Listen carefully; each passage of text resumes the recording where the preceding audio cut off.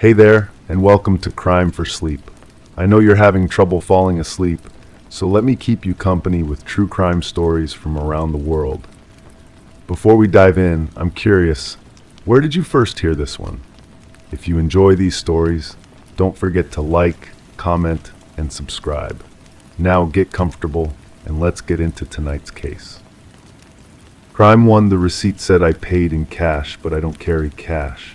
The clerk swore I walked in, filled a basket, smiled, and left without a word. I don't remember any of it. When I opened the bag, the produce was soaked, not with juice, blood, thick, warm, and fresh. My fingerprints were on the knife tucked between the apples. I don't even own that kind of blade. I checked the store cameras. The person shopping wore my jacket, my gait, even had the small scar near my ear. But the eyes, they were dead. Empty, like they knew exactly what they were doing.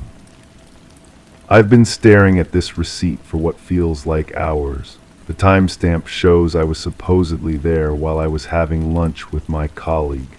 I remember the conversation clearly. We discussed the presentation, argued about the budget, shared dessert. Yet here's proof I was somewhere else entirely, buying groceries I never intended to purchase. The clerk's description haunts me. She said I seemed pleasant enough, but something felt off. The way I moved through the aisles was methodical, almost rehearsed. She mentioned I kept touching items without picking them up, like I was feeling for something specific. When I reached the produce section, I lingered there longer than necessary, running my fingers along the fruit, pressing gently into the flesh of the apples. I called my colleague to confirm our lunch. Her voice carried a strange hesitation when I asked about the timing.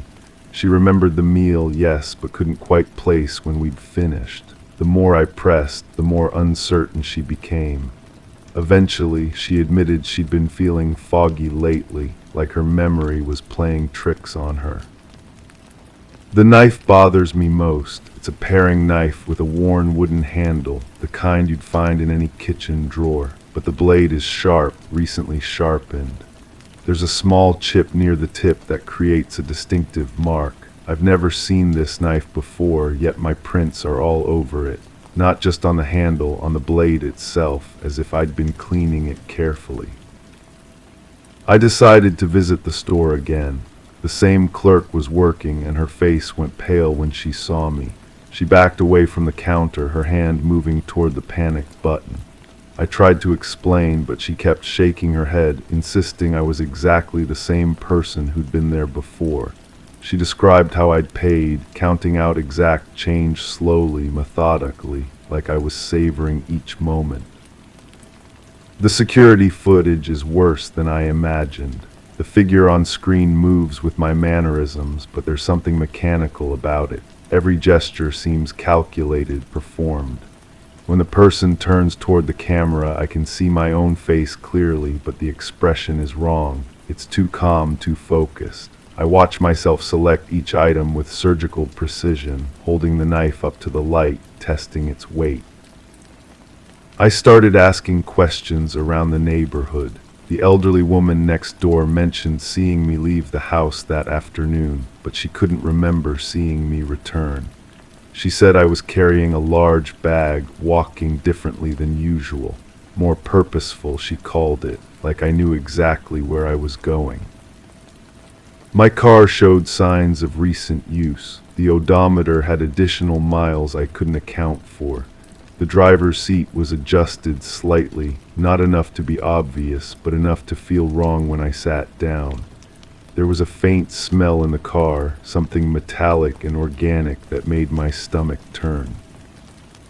I found myself checking my hands obsessively.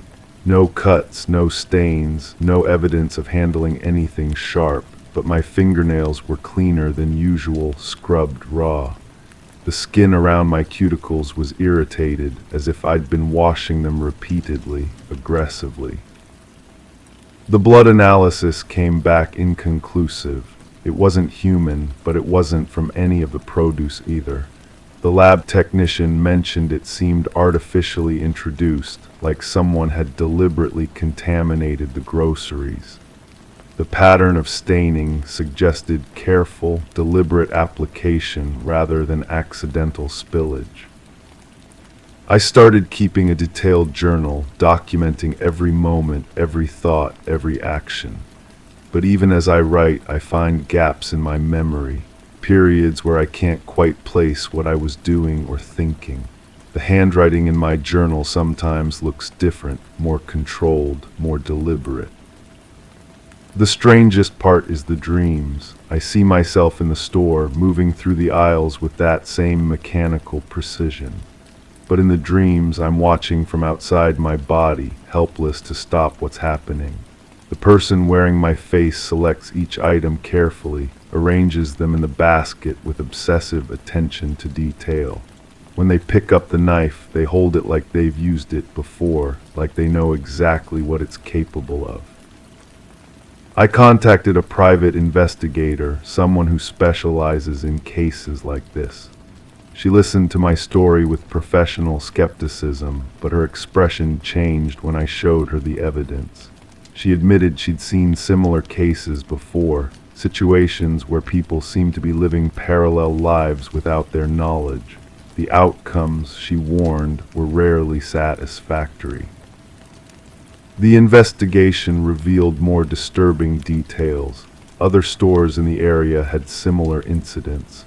Customers buying items they didn't remember purchasing, with receipts showing transactions during times they had solid alibis. The pattern was always the same: produce, a knife, cash payment, and that same mechanical behavior captured on security cameras. I'm starting to question everything I thought I knew about myself. The person in those videos isn't just someone who looks like me. They know things I know, move like I move, even have the same unconscious habits. But there's something else there too, something calculating and cold that I don't recognize. The worst part is the growing suspicion that I'm not the victim here. Maybe I'm the perpetrator, and these gaps in my memory are my mind's way of protecting me from something I can't bear to remember. Maybe the person on those security cameras is exactly who I've always been, and the confused, frightened version of myself is the performance. I keep the knife now locked in a drawer I check compulsively, but sometimes I find it in different positions, as if someone has been handling it, testing it, preparing it for something I can't yet understand. The blood on the groceries was just the beginning. I can feel it in my bones. There's more coming, more evidence of a life I don't remember living. The receipt is still on my kitchen counter, a constant reminder of the impossible. Every time I look at it, I notice new details I missed before. The way the timestamp seems slightly off, the faint smudge near my signature, the fact that the items purchased make no logical sense together unless they were meant for something specific, something I'm not ready to comprehend. I've stopped sleeping well. When I close my eyes, I see that empty expression staring back at me from the security monitor. Those dead eyes that look exactly like mine, but contain something I've never seen in any mirror. Something that knows exactly what it's doing, even if I don't. Crime 2, I signed the papers without asking questions. The property was cheap, isolated, and surrounded by trees. In the back room was a large metal freezer padlocked shut. The lease mentioned it, said not to open it or unplug it. One night the generator failed. I heard a groan from inside. Not mechanical, human. I cut the lock. Inside was a body, frozen stiff but eyes wide open, and under it another lockbox. Inside that, photos of people staring into cameras, terrified. The last photo was of me, standing at the front door. I never remember posing for it. The silence after discovering that photograph was crushing. My hands shook as I held the image, studying every detail. The timestamp showed it was taken 3 days ago, but I had no memory of posing. The fear in my own eyes stared back at me from the glossy paper. I closed the freezer and sat in the kitchen, trying to piece together what had happened. The rental agreement was still on the counter where I'd left it. The landlord's signature was illegible, just a scrawl that could have been anything. His business card was equally vague, a phone number, nothing more. The body in the freezer haunted me. A woman, probably in her 30s, wearing a blue sweater that looked expensive. Her fingernails were perfectly manicured, painted a deep red that contrasted sharply with her pale skin. No signs of violence that I could see, but the terror frozen in her expression told a different story. I called the number on the business card. It rang once, then went to voicemail. The voice was distorted, barely audible through static. I hung up and tried again. This time, someone answered. "You found her," the voice said, not a question. "Who was this?" "Someone who's been waiting for you to call." The line went dead. I stared at the phone, my pulse racing. The generator had kicked back on, and I could hear the freezer humming again in the back room. But now every sound seemed amplified, threatening. I spent the next few hours going through the cabin more carefully. In the bedroom dresser, I found more photographs, different people, all with the same expression of terror.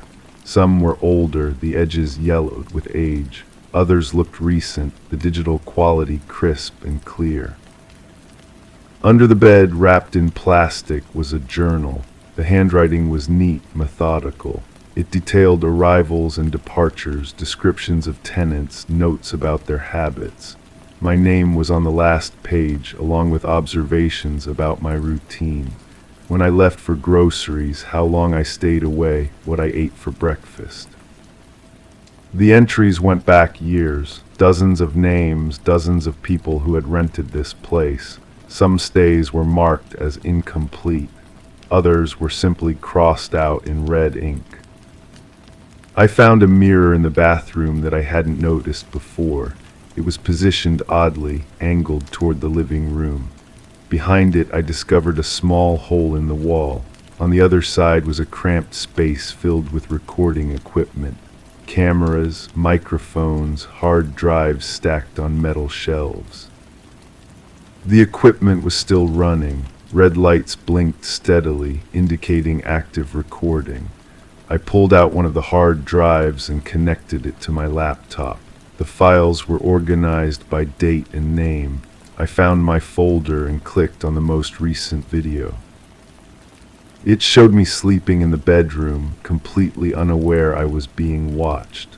Another file showed me cooking dinner, talking to myself as I worked. There were hundreds of hours of footage, documenting every moment of my stay. But the most disturbing discovery was a live feed from the back room.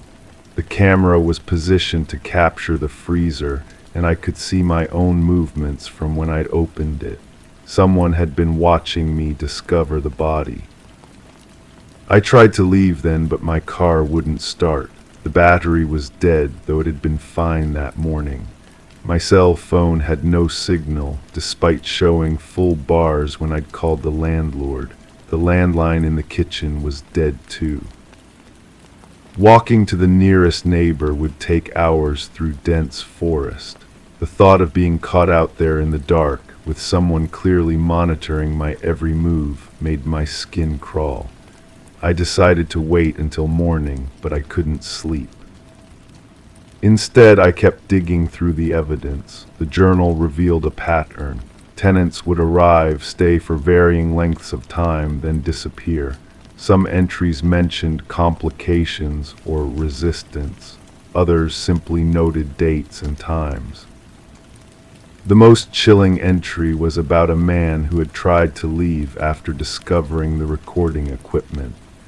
The next page was blank except for a single line, "Problem resolved." I found his photograph among the others. Same terrified expression, same wide eyes. But unlike the others, his picture was marked with a red X. As dawn approached, I heard footsteps on the porch, slow, deliberate steps that circled the cabin. I peered through the curtains but saw no one. The footsteps stopped at the back door near the room with the freezer. A key turned in the lock. I hadn't even known there was a back entrance. A figure entered, moving with practiced familiarity through the space. I hid behind the kitchen counter, watching through the gap between the cabinets. The person was wearing dark clothing, face obscured by shadows. They went straight to the freezer, opened it without hesitation, and began removing the body. The movements were efficient, businesslike. This was routine. I waited until they left, then quickly gathered the photographs and journal. My car still wouldn't start, but I found a bicycle in the shed. The tires were flat, but there was a pump hanging on the wall. The ride to town was terrifying. Every shadow seemed to hide a threat. Every sound made me pedal faster. But I made it to the police station as the sun was rising. The officer who took my statement was polite but skeptical. He made notes, asked clarifying questions, promised to investigate, but when I mentioned the address of the cabin, his expression changed. "That property's been abandoned for years," he said. "Owner died in an accident. No one's lived there since." I showed him the lease agreement, the photographs, the journal. He studied them carefully, then made a phone call. When he hung up, his face was grave. "We'll send someone out to check," he said, "but I have to ask, are you sure about what you saw?" I went back with them. The cabin was empty, cleaned out completely. No freezer, no recording equipment, no evidence of what I discovered. Even the back room was different, smaller, with no space for the equipment I'd found. The officer walked through the house, checking every room. His partner examined the walls, looking for the hidden space behind the bathroom mirror. They found nothing. "Sometimes isolation can play tricks on the mind," the officer said gently. "Stress, lack of sleep, unfamiliar surroundings, it's more common than you'd think." But I still have the photographs, I still have the journal. When I got home, I checked my laptop and found the video files I'd copied. The evidence is real, even if no one believes me. The rental agency has no record of my lease. The phone number on the business card is disconnected. The bank has no record of my payment for the property. It's as if the entire experience never happened. Yet I know it did. I know someone was watching me, recording me, adding me to their collection. I know there was a body in that freezer, and I know I wasn't the first person to discover it. Sometimes I wonder if I'm still being watched, if the cameras in that cabin were just part of a larger network, monitoring people who got too close to the truth. The photograph of me at the front door proves someone was watching from the beginning. I've moved twice since then, but I can't shake the feeling that I'm still being observed. That somewhere, someone is reviewing footage of my daily life, making notes in a journal, deciding when my story should end. The worst part is the doubt. Did I really see what I think I saw? Was the body real, or was it my mind creating horrors where none existed? The evidence says it happened, but the world says it didn't. I keep the photographs hidden, but I look at them sometimes. The faces staring back at me, frozen in terror. I wonder who they were, what happened to them, if anyone ever looked for them. And I wonder if someday someone will find a photograph of me with that same expression, filed away in another collection, another mystery that no one will believe. Crime 3, I never kept a diary, at least that's what I believed. But when a package arrived with no return address, I found a small leather-bound journal inside. My name was written on every page, details of things I'd never shared with anyone, fears, confessions, even fantasies. I flipped to the final entry. Tonight I returned to the place where it all started. That night the phone rang. A voice whispered the last line of the diary. I asked who it was. The reply chilled me. You. The package had been sitting on my doorstep for days. I'd noticed it each morning, wrapped in brown paper, no postmark visible. Something about it felt wrong from the start. The way it seemed to watch me through the window. The way my neighbors avoided looking at it when they passed by. Inside, the diary smelled of old paper and something else I couldn't place. Something medicinal, like hospitals or funeral homes. The handwriting was unmistakably mine, though I had no memory of forming those words. Page after page of my deepest thoughts, written in careful cursive that matched my own perfectly. The first entry was dated from my childhood. I read about a secret I'd buried so deep I'd convinced myself it never happened. About the man who used to watch me from across the street. About the things he would mouth through his window when my parents weren't looking. About the gifts he left in our mailbox that I never told anyone about. My hands shook as I turned the pages. Each entry revealed another forgotten piece of my past. The time I found dead birds arranged in a circle behind our house. The whispered phone calls that would wake me in the middle of the night, always hanging up when I answered. The feeling of being followed that had haunted me for months. But it was the later entries that made my stomach turn. They described events from just weeks ago. Conversations I'd had with my therapist, arguments with my partner, even the contents of my grocery list. Someone had been watching me, documenting my life with the intimacy of my own thoughts. I called the police, but they seemed oddly uninterested. The officer who came to my house barely glanced at the diary. He asked if I was sure I hadn't written it myself during a dissociative episode.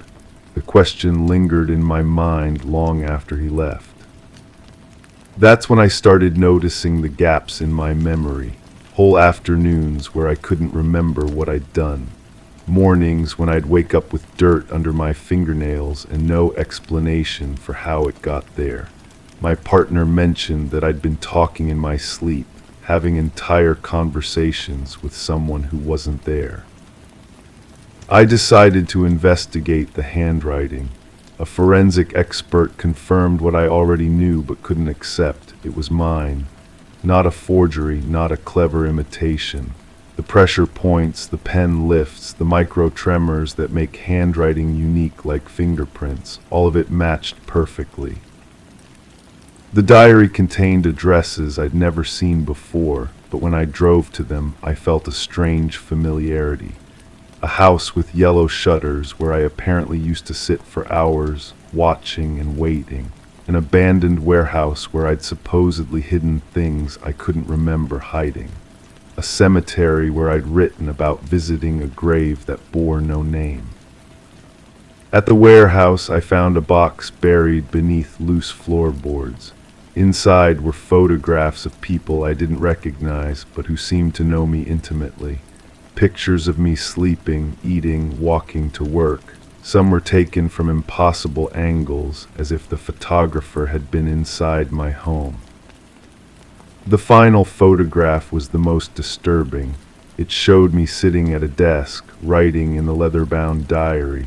My face was peaceful, almost meditative, but my eyes were completely black, as if someone else was looking out through them. I confronted my partner about the lost time, the sleepwalking, the conversations with invisible people.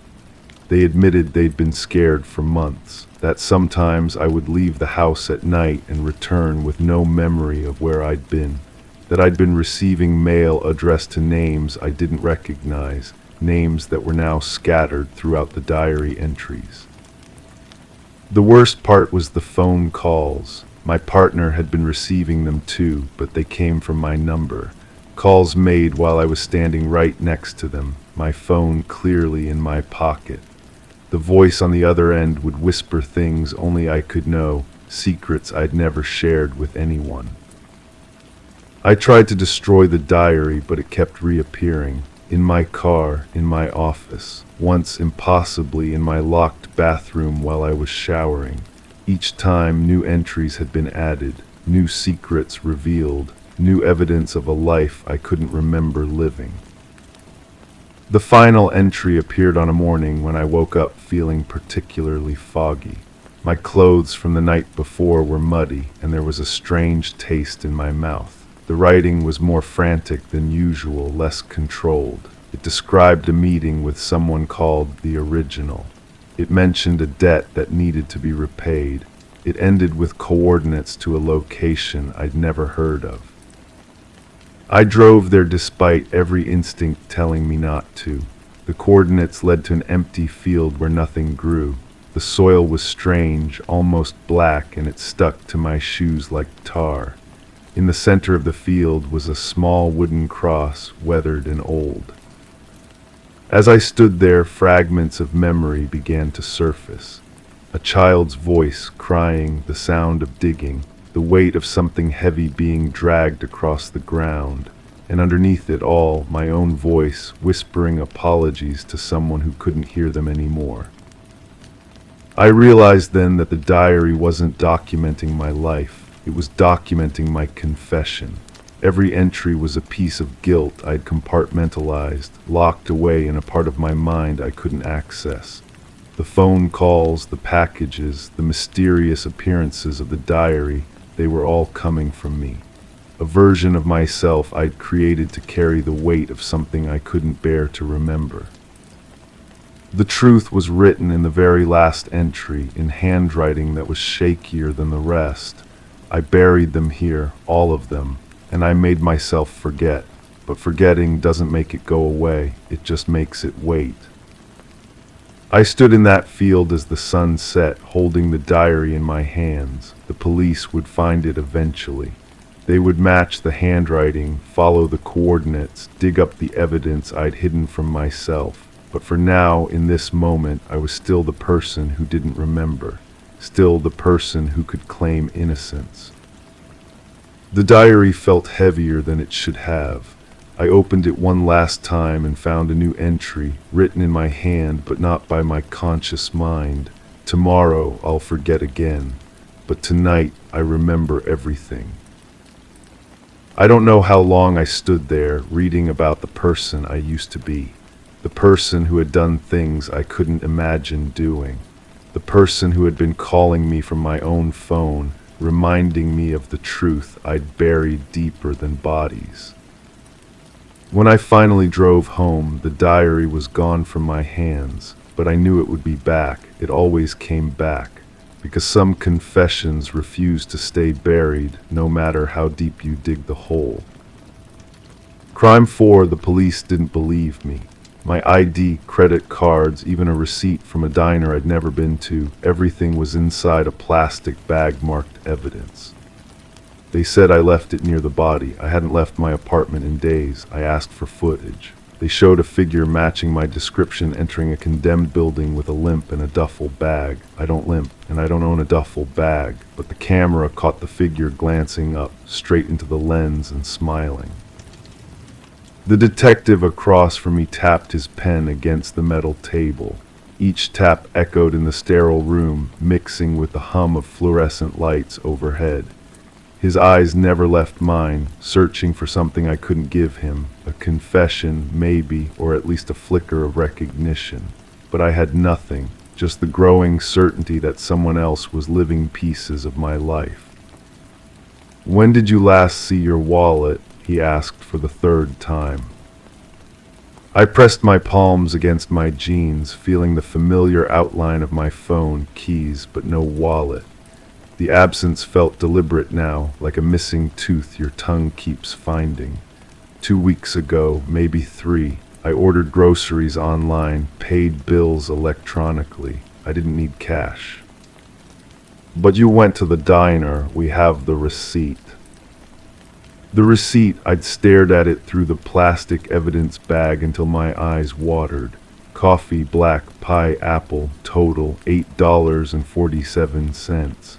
The handwriting on the receipt was smudged, but the signature at the bottom was unmistakably mine. The same looping letters I'd practiced in school, the same way I crossed my T's, yet I'd never set foot in that place. "I don't eat pie," I said, though the words felt hollow even to me. The detective leaned back, studying me with the patience of someone who'd heard every lie imaginable. The victim worked at that diner, night shift. Someone wanted to make sure we'd connect you to her. They'd show me a photograph, a young woman with tired eyes and a crooked smile, wearing a uniform that had seen better days. I'd stared at her face until it burned into my memory, searching for any trace of familiarity. Nothing. She was a stranger, yet somehow our lives had become tangled in a way that made no sense. "Why would someone frame me?" I asked. "That's what we're trying to figure out." The video played again on the small screen between us. The figure moved with purpose, hood pulled low, duffel bag slung over one shoulder. The limp was pronounced, favoring the left leg. I watched myself where someone wearing my face approached the building's entrance. The figure paused, looked directly at the camera, and smiled. That smile haunted me. It was mine, but wrong somehow, like seeing your reflection in a funhouse mirror. "Can you enhance the image?" I asked. We tried. Resolution's too poor, but the height matches, the build matches, even the way you hold your shoulders. I touched my shoulders unconsciously, suddenly aware of how I carried myself. Had someone been watching me long enough to mimic my posture? The thought made my skin crawl. They released me that evening with instructions not to leave town. The apartment felt different when I returned, though nothing had been disturbed. I moved through each room slowly, touching familiar objects, my coffee mug still dirty in the sink, a book I'd abandoned halfway through, the indent on my couch where I spent most evenings. Everything was exactly as I'd left it, yet it all felt contaminated by the possibility that someone else had been here, studying my habits, learning to become me. I pulled out my laptop and searched for news about the case. The victim's name had been withheld, but the location was public record. The condemned building sat on the outskirts of town, scheduled for demolition. Local news described it as a haven for transients and drug users, the kind of place most people avoided. Why would someone choose it as a crime scene, and why involve me? The more I read, the more questions multiplied. The woman had been found in the basement, apparently killed elsewhere and moved. No witnesses, no obvious motive. Just my wallet, placed carefully beside her body like a calling card. I called my bank to report the card stolen, though they'd already been flagged by the police. The customer service representative's voice was carefully neutral as she read the recent transactions. Coffee shops mostly, gas stations, small purchases that painted the picture of someone living a quiet, ordinary life, my life but lived by someone else. "Sir, I see a charge from 3 days ago at a hardware store, $23.16. Hardware store? I hadn't bought anything from a hardware store in months. What was purchased? It doesn't specify, just the total amount. After hanging up, I sat in the gathering darkness of my apartment, afraid to turn on the lights. Hardware stores sold rope, knives, cleaning supplies, tools that could be used to hurt someone, tools that someone had bought with my money, using my identity, perhaps planning what would happen to the woman in the photograph. The next morning, I drove to the hardware store. The clerk remembered the purchase, a middle-aged woman with graying hair and kind eyes that crinkled when she smiled. She pulled up the transaction on her computer. "Cable ties," she said, "and bleach. Customer paid with a credit card, showed ID when prompted. Nice young man, very polite." "Do you remember what he looked like?" She studied my face for a long moment. Well, he looked like you, honey. That's why I'm confused. Aren't you the same person who was in here before? I left the store with trembling hands, the pieces of some elaborate puzzle falling into place around me. Someone had been using my identity for weeks, maybe longer. They'd established patterns, created a paper trail, built a case against me one transaction at a time. But why? That night I couldn't sleep. I lay in bed listening to the sounds of the building, pipes settling, footsteps in the apartment above, the distant hum of traffic. Somewhere in those familiar sounds I heard something else, a soft scratching like fingernails against wood. I followed the sound to my front door where I found fresh scratches around the lock. Someone had been trying to get in. I called the police, but what could I tell them? That someone was trying to break into my apartment, that I was being framed for murder. They'd already made up their minds about me. I was the suspect, not the victim. The scratching came again the next night and the night after that. I started sleeping in my living room, away from the door, but the sounds followed me. They were always just soft enough to make me question whether I was hearing them at all. On the fourth night, I waited by the door with my phone ready to record. The scratching started just after midnight, deliberate, methodical. I pressed my ear against the wood and heard something that made my blood freeze, humming. Someone was humming while they worked on my lock. I recognized the tune. It was something I hummed when I was nervous, a half-remembered melody from childhood. How could they know that? When I finally gathered the courage to look through the peephole, the hallway was empty, but on the floor by my door was a small piece of paper, folded once. I waited until morning to retrieve it. Inside was a single line, written in my own handwriting. "You're not who you think you are." The words made no sense, yet they felt true in a way that terrified me. I stared at the paper until the letters blurred, trying to remember writing those words. Had I written them? Was I losing my mind? I called the detective handling my case. His voice was tired, impatient. "We need to talk," I said. "Someone's been in my apartment." "Any evidence of forced entry?" "No, but..." "Then there's nothing we can do. Look, we're still investigating, but the evidence is pretty clear. Your wallet, your credit cards, your signature at the diner where the victim worked. You need to start thinking about getting a lawyer." After he hung up, I sat in my kitchen staring at the note. The handwriting was perfect, every letter exactly as I would have formed it. But the message felt foreign, like words spoken in my voice by someone else's mouth. I thought about the woman in the photograph, the one with tired eyes and a crooked smile. She'd worked the night shift at a diner I'd never visited, yet somehow she'd become connected to me in death. Someone had wanted her found with my wallet, wanted the police to come looking for me. But why her? Why me? The answer came to me slowly, like a photograph developing in dark water. I wasn't random, neither was she. Someone had chosen us both for reasons I couldn't yet understand. They'd studied my habits, learned my patterns, and used that knowledge to create a perfect frame. But frames require builders, and builders leave traces. I started looking for those traces, following the breadcrumbs of my stolen identity backward through time. The hardware store was just one stop. There would be others, other places where someone wearing my face had laid groundwork for this moment. The truth was out there, hidden in plain sight, but finding it meant accepting that everything I thought I knew about myself might be wrong, that maybe, in some terrible way, I really was connected to what happened to that woman.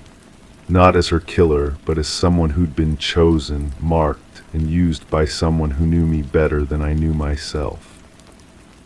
The note still sits on my kitchen table, a reminder that the person hunting me might be closer than I ever imagined. Someone who knows my handwriting, my habits, my secrets. Someone who can become me so completely that even I'm starting to doubt who I really am. And somewhere out there, they're still watching, still waiting, still building their case against me one stolen moment at a time. Crime 5, I heard a cough. It came from behind the closet. There was no vent, no crawl space, just solid wood, or so I thought. I tapped and it sounded hollow. After pulling away the panel, I found a narrow tunnel just wide enough for a person. Inside, a blanket, wrappers, a flashlight, and dozens of pictures of me, all candid, some taken from inside the apartment. One showed me sleeping, mouth slightly open, hand under the pillow. I never felt watched until now. The photographs were printed on cheap paper, edges slightly curled from moisture. My hands shook as I flipped through them. There I was, cooking dinner, completely unaware, reading on the couch, brushing my teeth. The angle suggested they were taken from somewhere high up, maybe through a crack I'd never noticed. The metallic taste of fear filled my mouth. I called the police, but they seemed more interested in whether I'd been drinking than in the evidence spread across my kitchen table. The older officer picked up one photo and squinted at it. Could be anyone, he said. Hard to tell in this lighting. His partner was already checking his phone. They dusted for prints, found nothing useful, and suggested I change my locks, as if locks could stop someone who'd been living in my walls. That night I couldn't sleep. Every creak made me wonder if someone was moving through the hidden spaces of my home. I'd lived here for 3 years, signed the lease from a woman who seemed eager to leave. She'd moved out most of her furniture, but left behind a few things in the closet. I'd never thought much about it. Now I wondered what else she'd left behind. The next morning I called the landlord. His voice grew quiet when I described what I'd found. "That's impossible," he said. "There's no space back there. The building plans don't show any additional rooms." But I could hear something in his tone, a hesitation that made my skin crawl. He agreed to come by that afternoon. When he arrived, he brought a toolkit and a measuring tape.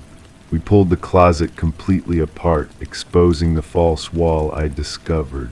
Behind it stretched a narrow space, barely wide enough for a person to squeeze through. It extended along the entire length of the apartment, with small holes drilled through the walls at eye level, perfect for watching. The landlord's face had gone pale. "This wasn't here when I bought the building," he whispered. "Someone modified this without permits, without permission." He measured the space carefully, comparing it to the original blueprints. The hidden area didn't exist on paper. Someone had stolen square footage from the neighboring unit, carving out a secret observation post. I asked about the previous tenant, the woman who'd been so eager to leave. The landlord's hands trembled as he rolled up the blueprints. She said she felt watched, he admitted. Complained about noises in the walls. I thought she was paranoid. He looked at me with something that might have been guilt. She broke her lease early, lost her deposit, said she couldn't stay another night. The police returned with a detective who seemed more interested in the case. She photographed everything, took measurements, bagged the personal items I'd found. The blanket smelled of stale sweat and something else, something sweet and cloying. The food wrappers were recent, from a convenience store I recognized. Someone had been eating while watching me. But the photographs troubled me most. They showed intimate moments I'd never shared with anyone. Me crying over a phone call, me singing in the shower, me changing clothes, unaware that eyes were documenting every vulnerable second. The detective asked if I recognized the camera angles, if I'd noticed anything unusual about shadows or lighting in my apartment. I hadn't. I'd been completely oblivious. The detective interviewed neighbors, but no one had seen anything suspicious.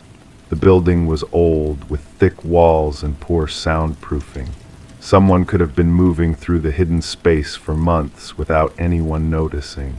The entrance seemed to be through the basement, behind a storage room that was rarely used. She pulled building records, rental histories, maintenance reports. The previous tenant had made multiple complaints about strange noises and the feeling of being watched. The tenant before her had reported similar issues. The detective's expression grew grim as she read through the files. "This has been going on for longer than we thought," she said. I started staying at friends' houses, but the paranoia followed me. I'd catch myself checking mirrors, looking over my shoulder, wondering if I was being photographed. The detective called with updates that led nowhere. No fingerprints, no DNA, no witnesses.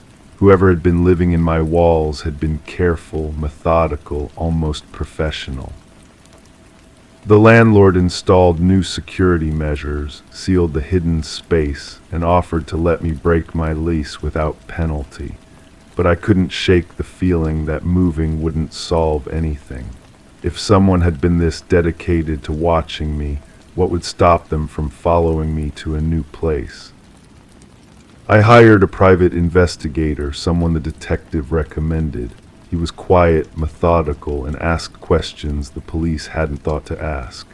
He wanted to know about my routines, my schedule, my relationships. Had I recently ended a relationship, made any enemies, changed jobs? The questions made me realize how little I knew about my own life from an outside perspective.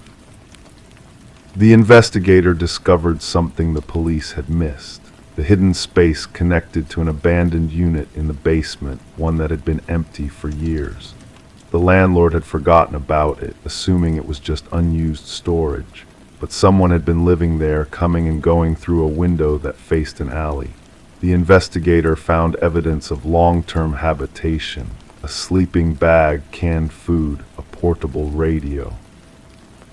But no one was there now. Whoever had been watching me had vanished, leaving behind only the photographs and the violation of my privacy. The investigator suggested they might have been planning something more than just watching. The careful documentation, the intimate knowledge of my routines, the professional way they'd avoided detection, it all pointed to something bigger than simple voyeurism. I moved out anyway, but I kept the photographs.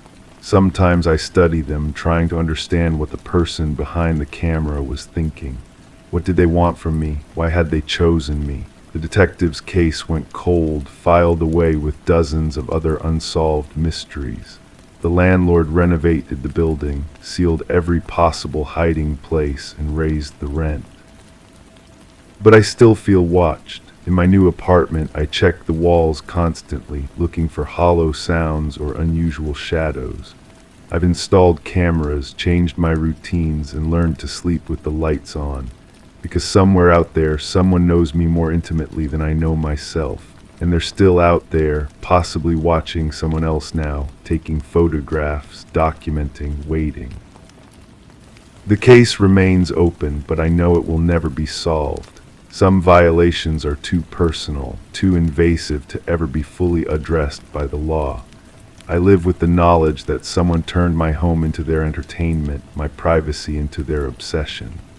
And sometimes, when I'm alone in the dark, I wonder if they're still watching, still documenting, still waiting for the perfect moment to reveal themselves again. Crime 6, it started with small things, a lamp in the background, a different shirt. Then it escalated. In one shot, my face was bruised. In another, I was standing beside someone I didn't recognize, holding their hand tightly. The creepiest photo showed me holding a shovel beside a mound of fresh dirt. My expression was blank. I deleted everything. The next morning, the photos returned along with new ones. This time, I wasn't the only one in the frame. Whoever was behind the camera had stepped closer. The phone felt heavier in my hands each passing day. I'd wake up and find myself checking the gallery before I was fully conscious, as if my fingers knew something my mind hadn't accepted yet. The photos weren't just appearing, they were multiplying, creating a timeline I couldn't remember living. I started keeping notes, simple observations at first. The lighting in each photo suggested different locations, different seasons even. My clothes changed between shots, sometimes torn, sometimes pristine. But it was my eyes that disturbed me most. In every image, they held a certainty I didn't possess in real life, a knowledge that felt foreign and familiar at once. The person beside me in the newer photos remained a mystery. Their face was always partially obscured, turned away, hidden by shadows, or simply cropped out of frame. But their presence felt significant, like they were the answer to a question I was afraid to ask. Their hand in mine looked natural, practiced, as if we'd held hands countless times before. I began visiting places that looked familiar from the photos. A parking lot behind a convenience store, a walking trail that wound through dense woods, a basement that smelled of damp concrete and something else, something organic and unsettling. Each location triggered fragments of sensation, the texture of gravel under my feet, the sound of water dripping somewhere in the darkness, the metallic taste of fear in my mouth. The shovel photo haunted me most. I'd studied every pixel, searching for clues about the location, the circumstances. The mound of dirt looked fresh, recently disturbed. My hands in the photo were dirty, fingernails caked with soil. But what struck me was how comfortable I looked with the tool, how naturally I held it, as if I'd used it many times before. I started asking questions, casual inquiries to neighbors, friends, family members. Had they noticed anything different about me recently? Any gaps in my memory? Any mention of someone new in my life? Their responses were carefully neutral, the kind of politeness that suggested they knew more than they were willing to share. The breakthrough came when I found a voice recording on my phone, not in my usual apps, but buried deep in a folder I'd never created. The voice was mine, but the words were unfamiliar. I was talking to someone, giving directions, discussing logistics. The conversation was fragmented, full of coded language and half-finished sentences. But one phrase stood out clearly: after we're done, no one will ever find them. I played the recording repeatedly, trying to match the voice to my memory. The tone was different, calmer, more focused than I'd ever heard myself sound. There was a confidence in those words that belonged to someone who'd crossed lines I couldn't imagine crossing. The photos continued to appear. More faces now, always partially hidden but clearly distinct individuals. Men and women of various ages, each looking directly at the camera with expressions ranging from confusion to outright terror. In every shot, my own face remained eerily calm, almost professional in its detachment. I began recognizing patterns. The progression from one photo to the next told a story I wasn't sure I wanted to understand. First contact, usually in a public place. Then transition to somewhere more private. Finally, images that suggested permanent resolution. The sequence was always the same, methodical and practiced. The smell of fresh soil became a trigger. I'd catch a whiff while walking past a construction site or a garden center, and my heart would race. My hands would start shaking, and I'd taste that metallic fear again. But underneath the terror was something else, a muscle memory that felt disturbingly natural. I tried to involve the authorities, but how do you report crimes you can't remember committing? How do you explain photos that document actions you have no recollection of taking? The few conversations I attempted ended with concerned suggestions about stress management and professional counseling. The person in the photos with me finally showed their face. It was someone I recognized, a neighbor I'd exchanged pleasantries with for years. Someone who'd helped me carry groceries, who'd watered my plants when I was away. Someone who'd had access to my home, my phone, my life. Their smile in the photo was warm and familiar, the expression of a trusted friend. But it was their eyes that revealed the truth. They held the same certainty I'd seen in my own reflection, the same knowledge of things that shouldn't be known. We were partners in something I couldn't remember agreeing to, collaborators in activities that left no room for coincidence or mistake. The final photo appeared this morning. It shows both of us, clearly visible, standing in what appears to be my own backyard. We're both holding shovels, both smiling slightly. Between us lies a tarp-covered shape that's unmistakably human in its proportions. The timestamp indicates it was taken just hours ago, but I have no memory of being outside, no recollection of digging, no awareness of what might be hidden beneath that blue plastic. I've checked the backyard obsessively since finding the photo. The ground looks undisturbed, the grass uniformly green, but the smell of fresh earth lingers in the air, and when I press my foot against certain spots, the soil gives way slightly, as if recently packed. The photos have stopped appearing, but the phone feels different now, heavier, more significant, like it's waiting for something or someone. Sometimes I catch myself holding it longer than necessary, my thumb hovering over the camera app. The urge to take new photos is becoming stronger, more insistent. I've started noticing people differently. The way they walk alone at night, how they trust too easily, how they wouldn't be missed immediately if they simply disappeared. These observations feel natural, practiced, as if I've been making them for years without realizing it. The person from the photos hasn't spoken to me since their face was revealed, but I see them watching sometimes from their window, from their garden. They nod when our eyes meet, a simple acknowledgement that we share something others wouldn't understand, something that doesn't require words or explanations. I'm writing this because I need to document what I know before I forget again, because I'm beginning to suspect that the forgetting isn't accidental, that somewhere in my mind there's a switch that gets flipped, allowing me to live two different lives without the contradiction driving me insane. The photos were never just appearing, they were reminders, evidence of a life I led when I'm not aware of leading it. A life where I'm someone else entirely, someone who makes choices I couldn't imagine making, someone who solves problems in ways that leave no witnesses.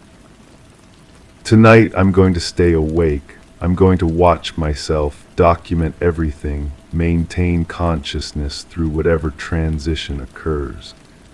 I need to know who I become when I'm not myself, what I'm capable of when the restraints of memory and morality are removed. The phone just buzzed, a new message from an unknown number, just an address and a time. My hands are already reaching for my keys, my feet already moving toward the door. I know exactly where I'm going, even though I've never been there before. I think I'm about to remember everything. Crime 7, the apartment seemed perfect until I turned off the music. Then I heard it, muffled cries, desperate and rhythmic. I thought it was the TV from next door, but it didn't stop. I followed the sound to the air vent. Behind the slats, torn fabric, blood smears, and what looked like fingernail scratches. I called the landlord. He denied everything. Said the unit beside mine had been empty for months. I tried to forget it. But now, when I lie still, I can hear someone whispering through the wall, "Help me remember who I am." I pressed my ear against the wall that first night, feeling the cold plaster against my cheek. The voice was female, young, but distorted by the layers of drywall and insulation. Her words came in fragments, like a radio station drifting in and out of range. She spoke about a red dress, about walking through a parking garage, about the smell of cigarettes and cologne mixing in the air. The landlord's denial gnawed at me. I'd seen him before, a heavy-set man with nervous fingers that drummed against his clipboard whenever tenants asked questions. When I approached him again, he avoided my eyes and muttered something about old pipes making strange noises. But pipes don't bleed. Pipes don't leave fabric hanging from ventilation grates. I started documenting everything. The sounds came strongest during the quiet hours when the building settled into its nighttime rhythm. I recorded what I could on my phone, though the audio quality was poor. The voice seemed to respond to my presence, growing more urgent when I leaned closer to the wall. She spoke about forgetting things, about losing pieces of herself in a place that smelled like bleach and fear. The maintenance man arrived unannounced while I was at work. My neighbor across the hall mentioned seeing him enter my apartment with a toolbox and ladder. When I returned, the air vent had been sealed with fresh paint, thick and white like a bandage over a wound. The metallic taste of primer hung in the air, sharp and chemical. That night the sounds changed. Instead of crying, I heard scratching, deliberate rhythmic scratching that seemed to come from inside the walls themselves. I placed my hand against the surface and felt vibrations, faint but persistent. Someone was trying to communicate through Morse code, or maybe just trying to claw their way out. I researched the building's history at the local records office.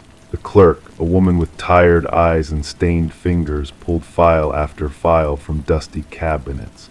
Previous tenants had complained about noises. 3 different families had broken their leases early, citing disturbances and safety concerns.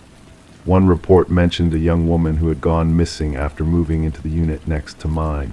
Her belongings were found undisturbed, but she had vanished without explanation. The missing persons case file was thin, no evidence of foul play, no signs of struggle. Her family described her as responsible, punctual, someone who called every Sunday without fail. She had been excited about her new apartment, about starting fresh in a place where nobody knew her story. The police had questioned the landlord, but he produced security footage showing her leaving the building with a suitcase. Case closed.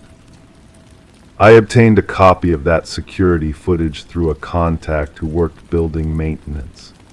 The timestamp showed the woman walking through the lobby, pulling her suitcase behind her, but something was wrong with the image. Her movements were too stiff, too mechanical. Her face was turned away from the camera at precisely the right angle to obscure her features. When I enhanced the footage, I could see her mouth moving, but no sound accompanied her apparent speech. The scratching in the walls intensified. I pressed my ear against different spots, mapping the sounds as they moved through the building's skeleton. The pattern led me to a maintenance closet in the basement, a narrow space filled with pipes and electrical panels. Behind a loose panel, I found a collection of personal items, jewelry, photographs, a driver's license bearing the face of the missing woman. Her name was on the license, but I won't repeat it here. Looking at her photograph, I recognized something in her eyes, a wariness that seemed familiar. She had been running from something or someone.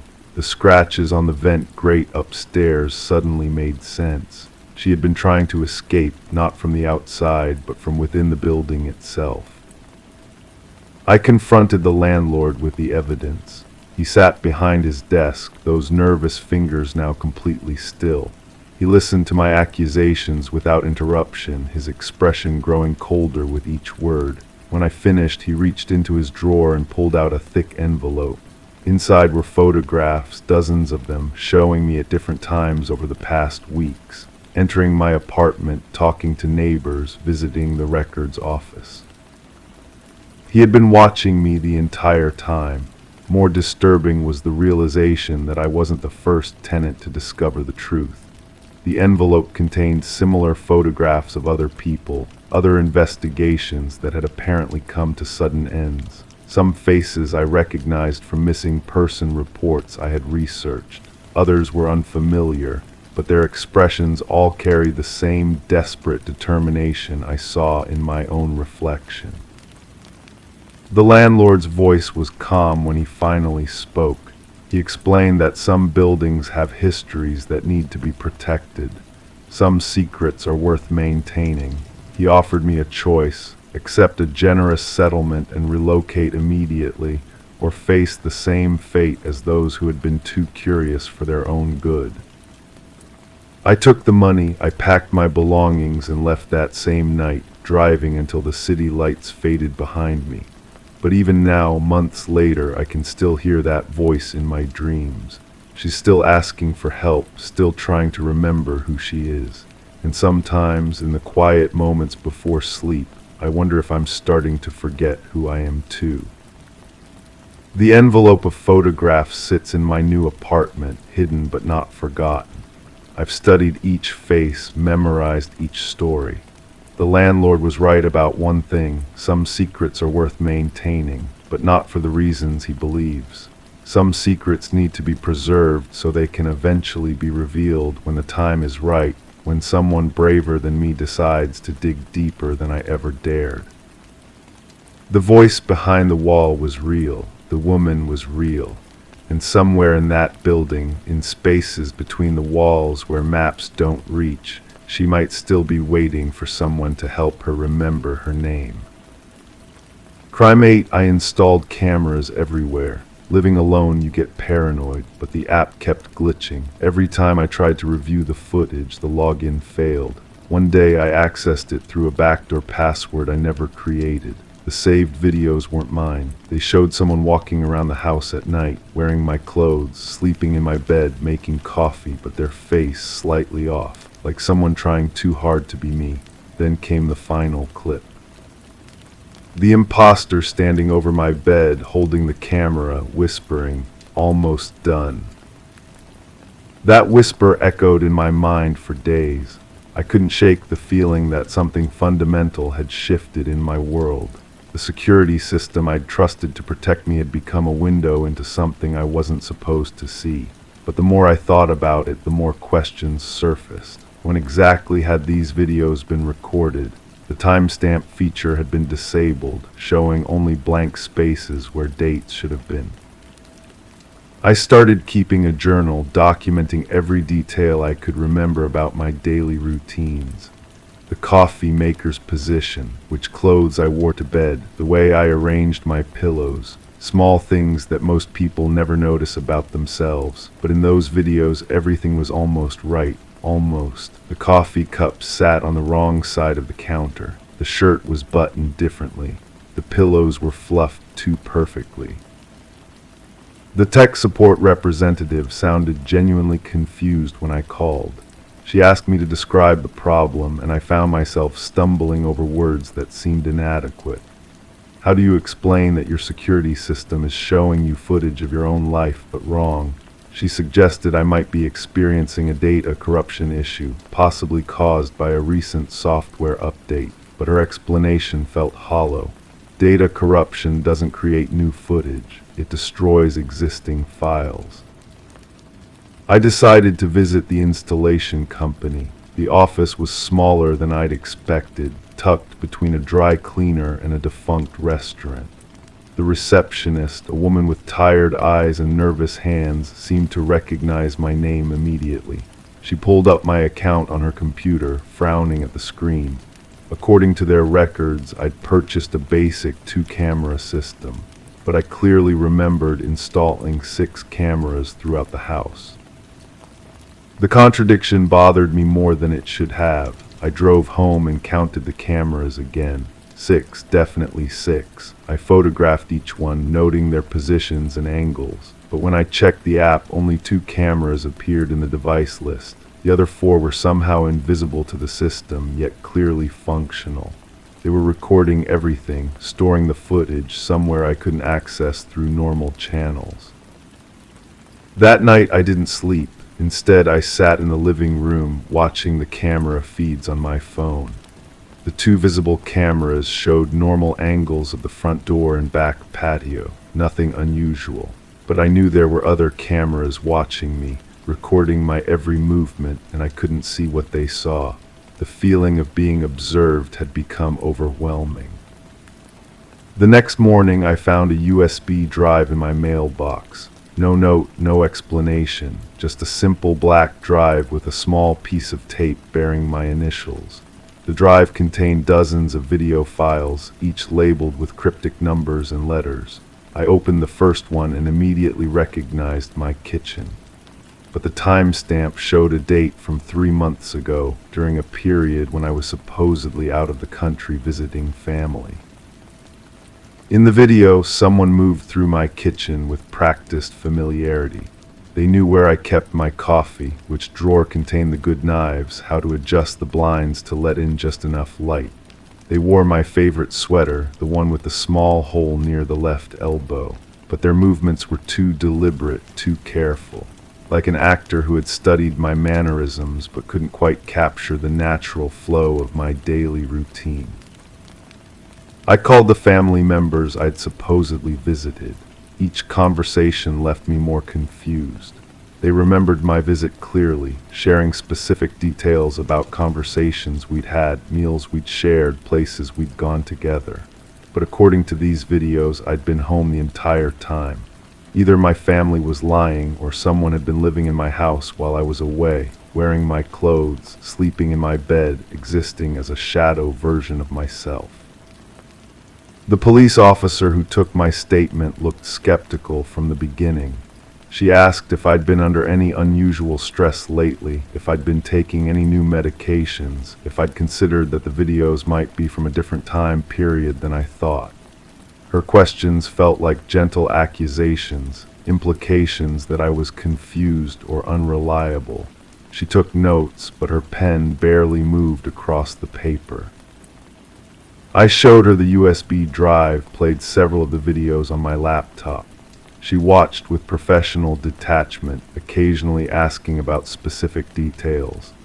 But when I pointed out the subtle differences in behavior, the way the person in the videos moved differently than I did, she seemed to lose interest. Physical evidence was one thing, she explained. Behavioral analysis was another. Courts don't typically accept arguments based on how someone walks or makes coffee. The investigation stalled almost immediately. The police returned the USB drive with a report stating that the videos showed no clear evidence of criminal activity. The person in the footage appeared to be the homeowner, engaged in normal daily activities. Case closed, but I knew what I'd seen. The subtle wrongness in those movements, the careful way the imposter had tried to replicate my life.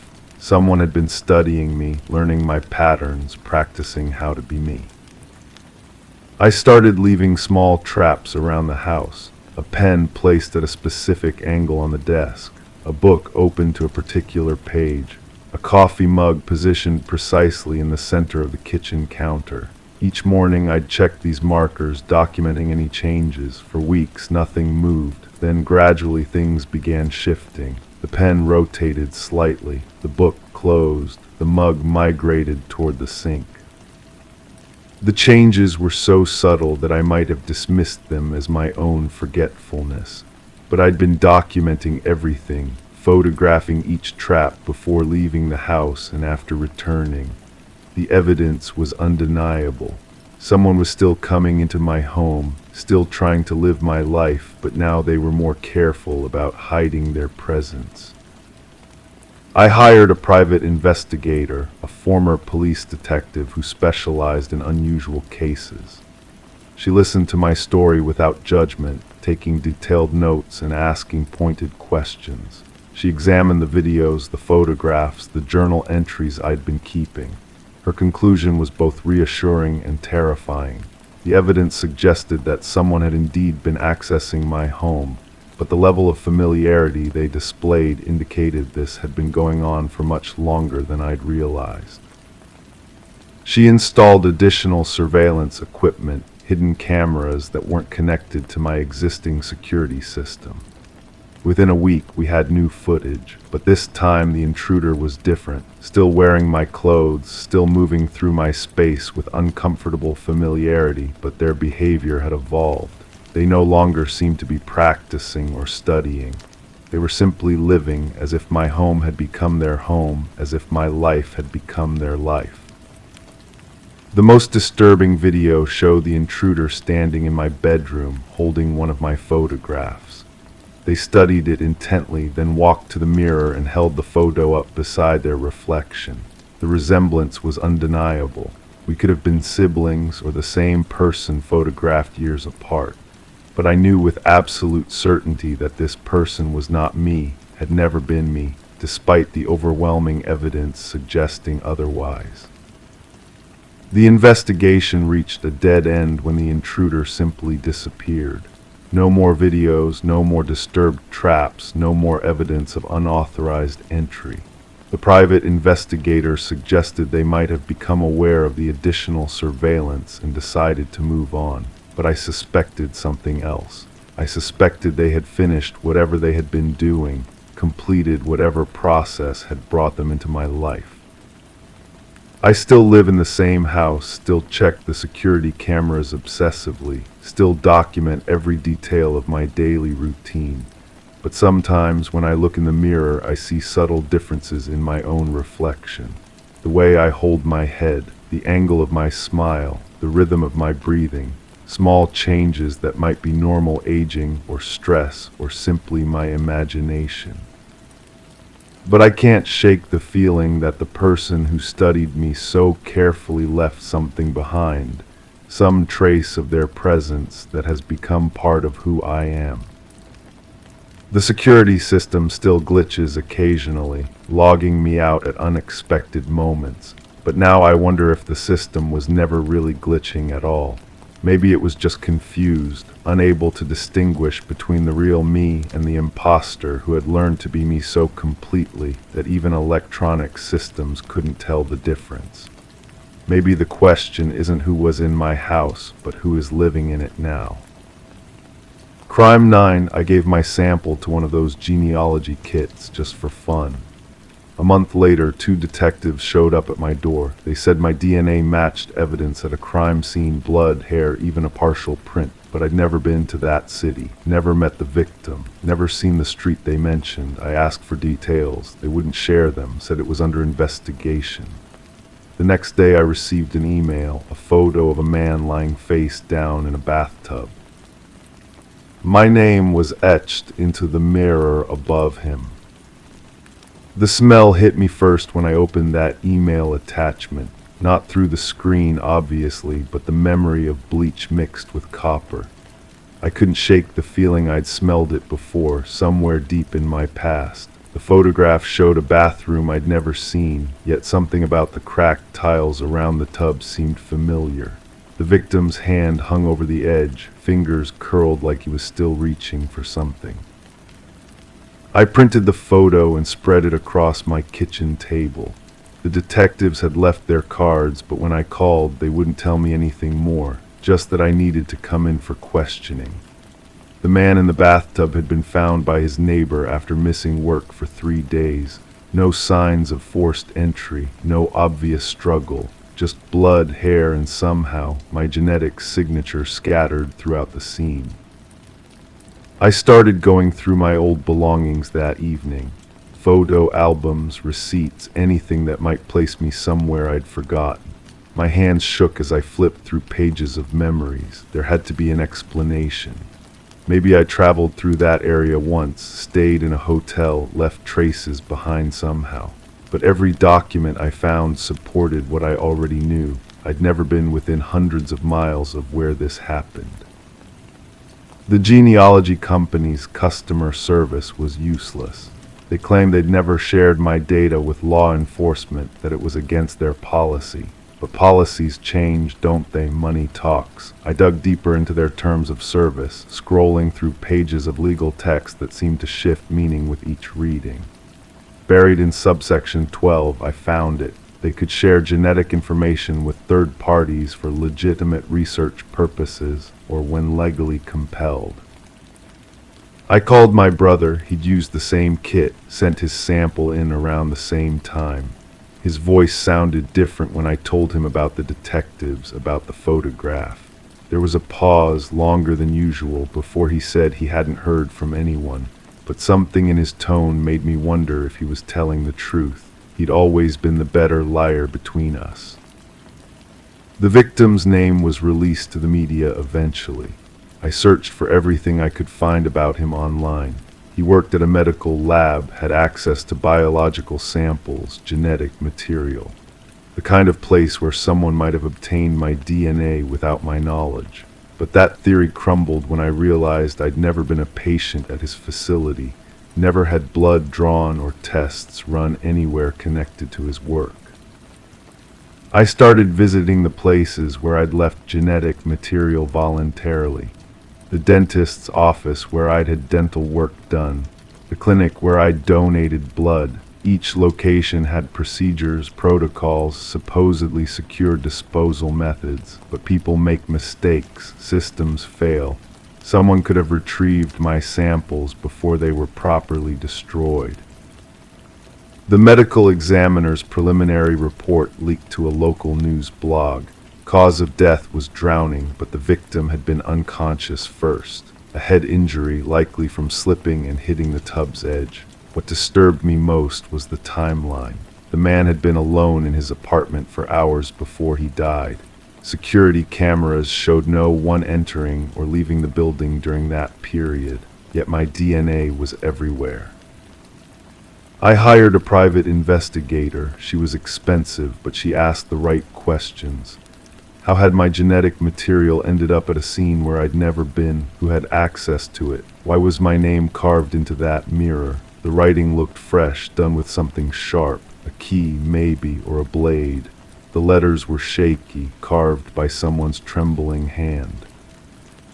My investigator found something the police had missed. The victim had a storage unit across town, rented under a false name. Inside were boxes of laboratory equipment, vials of preserved biological samples, and detailed records of genetic profiles. Dozens of them, all obtained illegally from various sources. Mine was there, along with my full name, address, and personal information. The revelation should have been relief, but it wasn't. If this man had been selling genetic material, if he'd been involved in some kind of identity theft scheme, then someone else knew about my DNA. Someone who might have used it to frame me, or worse, to commit crimes while leaving my biological signature behind. I confronted the genealogy company again, this time with evidence. They admitted their security had been compromised months earlier. A data breach they'd kept quiet, settled out of court with affected customers, but they'd never contacted me.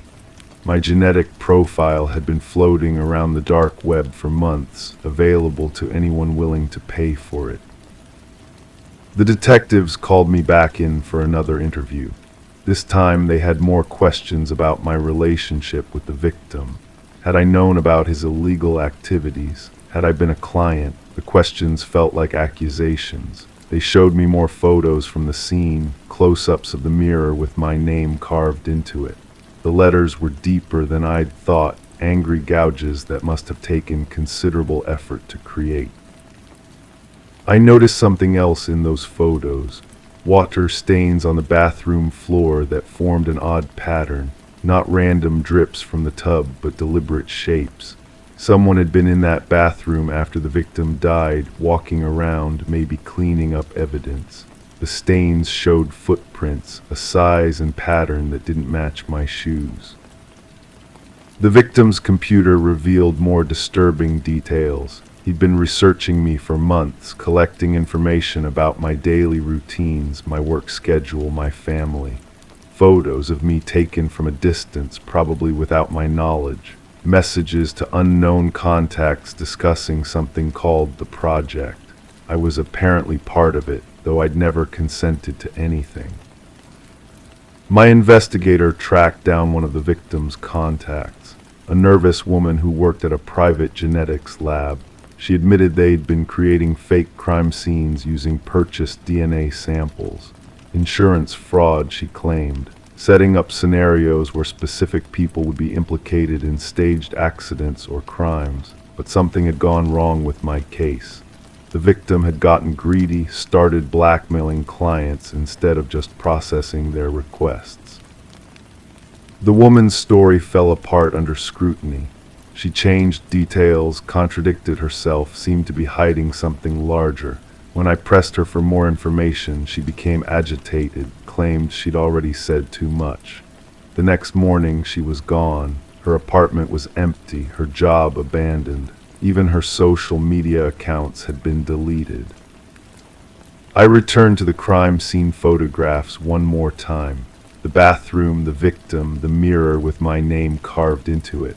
But this time I noticed something I'd missed before. A reflection in the bathroom's medicine cabinet mirror. Barely visible, distorted by the angle, but there.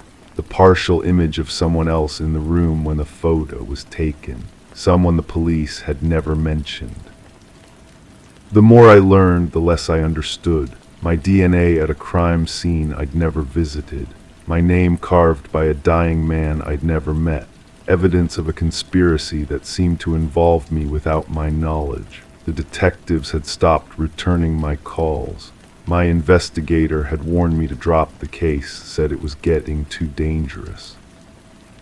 I keep thinking about that reflection in the medicine cabinet mirror. A face I almost recognized, familiar enough to be unsettling but not clear enough to identify. Someone who knew about my genetic material, about the victim's illegal activities, about the staged crime scenes. Someone who might still be out there, using my DNA to cover their tracks. The case remains open. The victim's death was ruled accidental, but the investigation into his illegal activities continues. My DNA is still in evidence lockup somewhere, a permanent reminder of a crime I didn't commit. And sometimes, late at night, I wonder if the person in that mirror reflection is still watching me, waiting for the right moment to use my genetic signature again. Story 10. The gentle current whispered its lullaby that quiet morning, the water reflecting the sky like a perfect mirror. The solitary fisherman cast his line, his movements slow and deliberate, almost entranced by the tranquility around him. It was then that a peculiar sight caught his eye, a lone suitcase, drifting aimlessly near the shore. At first glance, it seemed like a forgotten relic, discarded carelessly by the tides. But as he drew closer, a noxious odor wafted towards him, thick and suffocating. The case, enveloped in rusty chains, bore the scars of its mysterious journey. When the authorities pried it open, the contents revealed a chilling truth: not discarded clothes, but a tangle of hair, fingers frozen in a silent plea. And at the very bottom, a haunting message etched on paper: this isn't the first. Detective Sarah Mercer arrived at the scene, her presence a calm amidst the unsettling discovery. The victim, a woman in her 30s, lay still upon the shore, her once vibrant features now muted by the water's touch. The medical examiner worked meticulously, cataloging every detail with precision, a silent witness to the tragedy that unfolded. As Mercer observed the surroundings, her keen eyes caught a peculiar detail: not the brutality of the act, but the eerie reverence shown towards the victim's appearance. Manicured nails, freshly styled hair, garments of luxury, all signs of a meticulous preparation, a macabre display of twisted devotion. The victim was identified as Catherine Walsh, a successful real estate agent known for her expertise in selling upscale properties. Divorced and childless, she led a private life in a prestigious neighborhood, her ambition and attention to detail defining her professional reputation. Her sudden disappearance, reported by her concerned assistant, sent ripples of unease through her colleagues and clients. She wouldn't miss such an important showing, her assistant insisted, a note of desperation in her voice. It was her moment to shine, her biggest sale awaiting her. As the investigation unfolded, Walsh's meticulously curated life came into focus. Her home, a shrine of perfection, revealed a glimpse into her meticulous nature. Every corner exuded order and precision, a facade of flawlessness carefully maintained. Yet a single drawer slightly ajar in her home office unveiled a hidden truth: a leather-bound journal, its final entry shrouded in cryptic fear. He's watching again. Same car, different plates.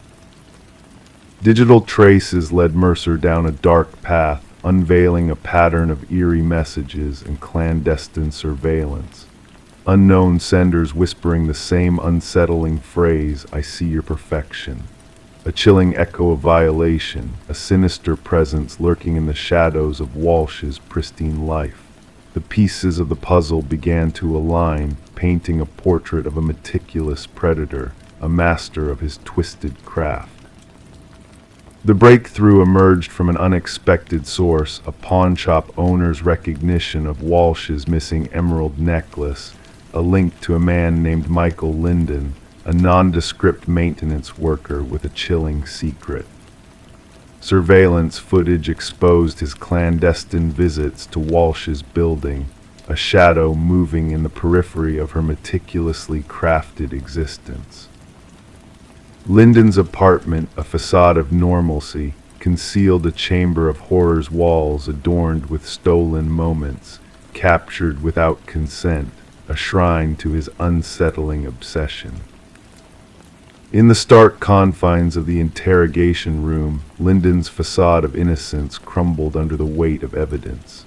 His calm demeanor, a mask for his monstrous deeds, shattered as his chilling confession echoed through the room. "They were flawed," he murmured, his voice devoid of remorse.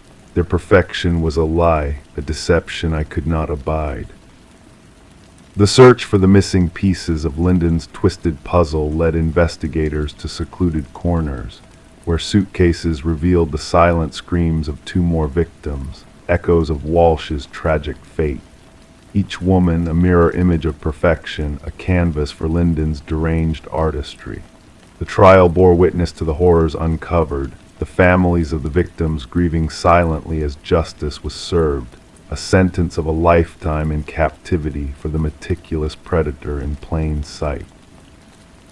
For Detective Mercer, the case closed, but the shadows of unanswered questions lingered in the corridors of her mind.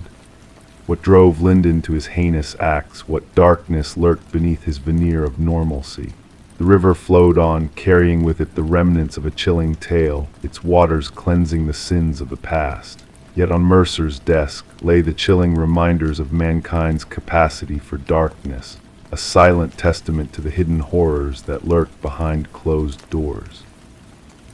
As the world drifted into slumber, the echoes of a twisted tale faded into the night, a whispered warning of the dangers that lurk beneath the surface of ordinary lives.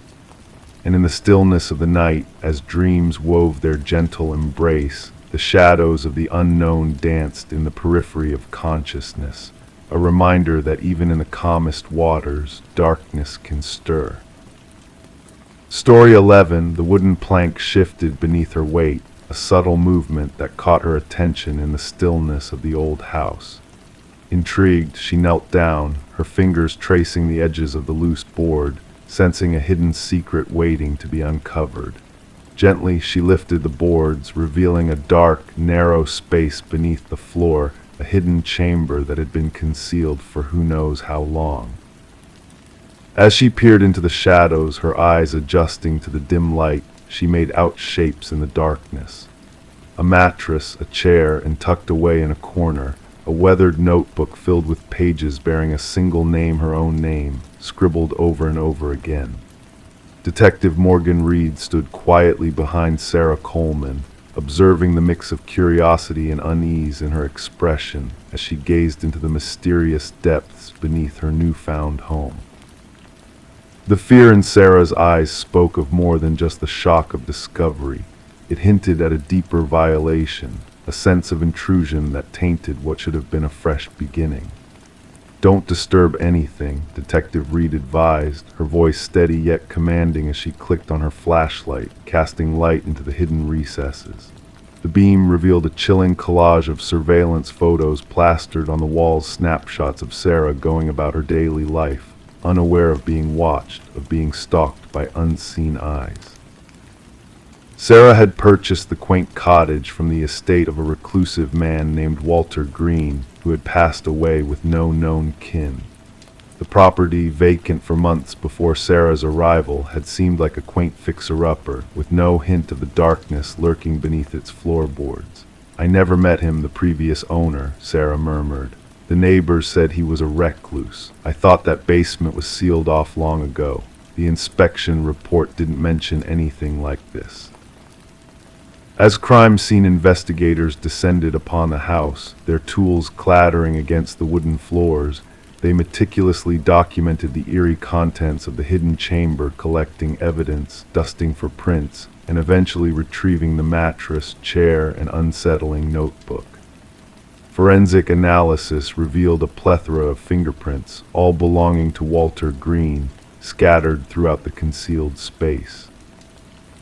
What chilled the investigators to the core was the realization that Walter had been obsessively watching Sarah for years before his demise, documenting her every move, her every interaction.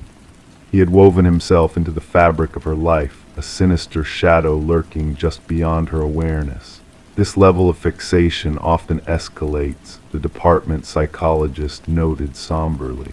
The transition from fantasy to intent can be swift and dangerous. Detective Reed's inquiry took a disturbing turn when she interviewed Walter's former coworker from the local shopping center maintenance department. The man, visibly shaken, confessed, "Walter talked about her, you know. Said she reminded him of someone. I never thought." His words trailed off, leaving a heavy silence in the room. "Did he mention any plans involving her?" Reed pressed, her gaze unwavering. "Not plans exactly, but he'd mutter something about belonging together. I didn't think much of it at the time." A search of Walter's workplace locker unearthed a key that led them to a storage unit registered in his name, a storage unit that held a chilling replica of Sarah's former life furniture, decorations, even a mannequin meant to mirror her presence. The meticulous recreation of her living space, coupled with a calendar marked with a foreboding date, painted a disturbing picture of Walter's delusions and intentions. Further investigation revealed Walter's troubled past, his history of mental illness, and his fixation on unattainable love interests. His obsession with Sarah had been a culmination of years of unchecked desire, fueled by a belief in a connection that existed only in his own twisted reality. As Sarah made the difficult decision to sell the house, haunted by the specter of Walter's obsession, she reflected on the chilling proximity to danger she had unknowingly lived with. The investigation concluded with Walter's death, his twisted fantasies labeled as stalking with intent to harm, a fate narrowly avoided by Sarah's timely discovery. The cottage passed into new hands, its dark secrets buried beneath fresh floorboards, its history known only to a select few. Life moved on, but for those touched by the tendrils of the hidden room beneath the floor, the memory lingered, a cautionary tale of unseen threats, of monsters lurking in the shadows, and the fragility of safety in a world where darkness can hide just beneath the surface. Story 12. The apartment had sat in silence for months, its rooms holding secrets untold. When the new tenants crossed the threshold, they expected only dust and perhaps a few remnants of the past. But one door, stubborn and unyielding, stood in their way. A closet locked tight from within, guarding a mystery. The landlord, with a heavy heart, forced the door open, bracing for mundane discoveries. Instead, what lay beyond sent shivers down their spines. The walls bore witness to a silent struggle, etched with deep, jagged lines of desperation. And nestled in the shadows, an ancient flip phone lay dormant, its screen aglow with a single unread message. Detective Morgan Shaw, a seasoned investigator accustomed to the darkness that lurked in human hearts, felt a chill creep up her spine as she surveyed the scene. It wasn't the absence of blood or violence that unsettled her, but the silent screams etched into the wood testimony to a soul trapped, fighting for freedom. Forensics now, she commanded her partner, Officer Reed, who diligently captured the haunting marks for evidence, and pull up the records of the previous tenant. The message on the forgotten phone whispered ominous words, "I know what you did." The landlord, a man of nerves easily frayed, spoke of the tenant who vanished into the night, leaving rent unpaid. A quiet young woman kept to herself, left abruptly about 6 moons past, he muttered, eyes darting away from the closet's depths, never caused a stir. Forensic analysis unveiled a chilling truth, traces of blood intertwined with the scratches, most belonging to a single soul. Emma Caldwell, a 28-year-old woman, reported missing after vanishing without a trace. Yet amidst her DNA, 2 others emerged. One remained a mystery, while the other belonged to a man declared deceased 2 winters past. This can't be real, Shaw mused, studying the perplexing lab findings. Derek Mercer, a man presumed dead, now left his mark on the walls of Emma's prison. Emma's apartment revealed a tale of interrupted existence, unopened mail, a solitary coffee mug left to stain, a bed meticulously made. Phone records hinted at a sudden silence in her life, interrupted only by a flurry of calls from an unidentified number in her final days. The sister speaks of a nameless boyfriend, Officer Reed relayed, described as intense and private. Surveillance footage painted a haunting picture, Emma trailed by a shadow in a baseball cap, slipping into the night like a specter. The pieces aligned when fingerprints belonging to Derek Mercer surfaced on the closet's inner sanctum. He staged his demise, Shaw concluded. But why, and what binds him to Emma? The enigma deepened as another missing soul emerged from the shadows. Lynette Porter, vanished without a trace years prior, now linked to Emma's tale. Shaw unearthed a sinister connection through meticulous investigation, tracing Derek Mercer's haunting presence in their lives. A remote estate unveiled the horrors. Mercer had woven a chamber of torment where Lynette languished, a living testament to his depravity. He forced me to witness, her voice trembled, haunted by the memories, said I needed to learn the fate of those who dared to flee. Evidence mounted, painting a portrait of Mercer's twisted obsession with dominance, journals, photographs, and damning footage of Emma's final moments. No one reveals my secrets, his voice echoed in the darkness. The pursuit of Mercer spanned borders, a manhunt fueled by dread as forensic profilers delved into the abyss of his mind. Captured at the brink of escape, Mercer carried with him the tools of his trade, a chilling reminder of his intentions. During interrogation, Mercer's facade remained unbroken, a mask of calm amidst the storm. She penned that message herself, he smirked, deflecting blame. She sought salvation, but found only judgment. The trial exposed Mercer's elaborate charade, a web of deceit spun to obscure his crimes. Emma's fate remained a mystery, her final moments etched in the scars of that forsaken closet. The jury's swift verdict sealed Mercer's fate, condemning him to a lifetime of shadows. In a courtroom heavy with sorrow and relief, Lynette Porter's voice rang out, "He locked us in darkness, but I choose the light." As justice prevailed, Shaw kept a relic of Emma's torment, a reminder that survival isn't always measured in bloodshed, but in the silent echoes of resilience. Story 13. In the stillness of the night, a faint flicker danced across the baby monitor's screen, like a ghostly presence seeking attention. The mother, half awake, brushed it off as mere interference, a glitch in the digital realm. But then a crackling static filled the airwaves, followed by a soft, haunting whisper, "SHHH, go back to sleep." A chill ran down her spine, freezing her in place as her heart raced with a primal fear. With trembling hands, she hurried to her son's room, the hallway stretching endlessly as dread clawed at her chest. Upon flinging open the door, her worst nightmare unfolded before her eyes. The crib stood empty, devoid of its precious occupant. The room remained undisturbed, the window sealed shut, the door securely locked. All that seemed out of place was a lone stuffed rabbit, its lifeless eyes fixed upon her with an unnatural intensity.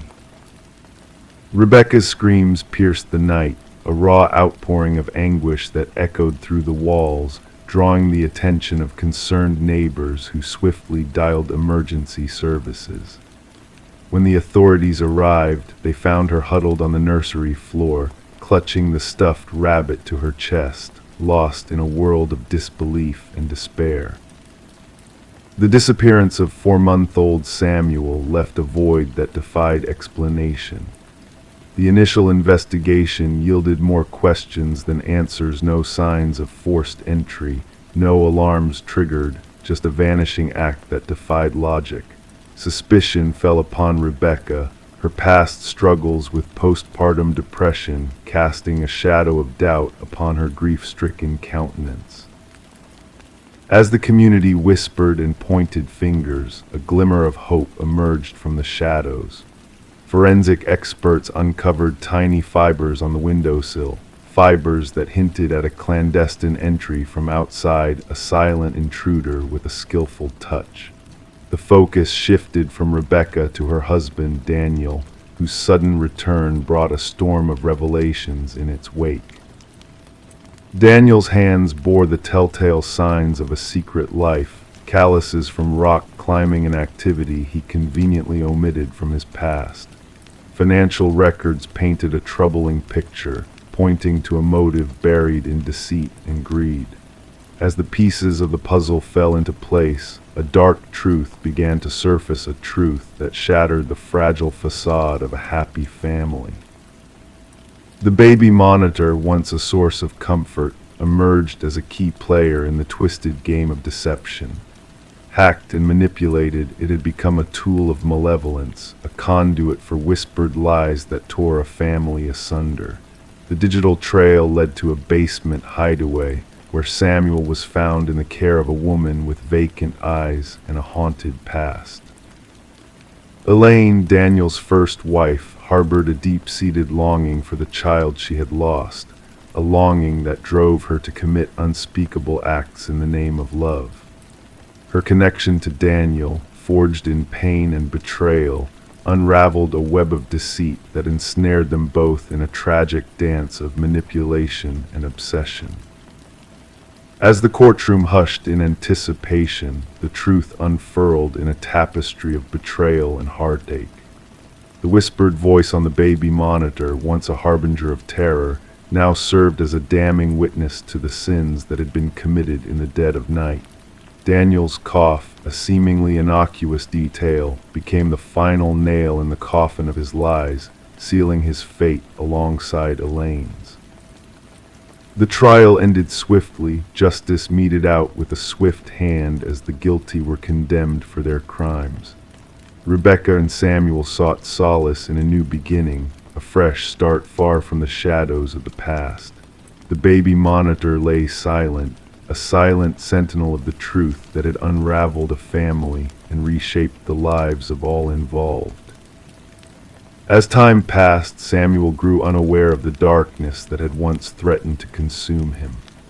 Rebecca, haunted by memories she dared not confront, kept the stuffed rabbit hidden away, a silent witness to a truth too painful to bear.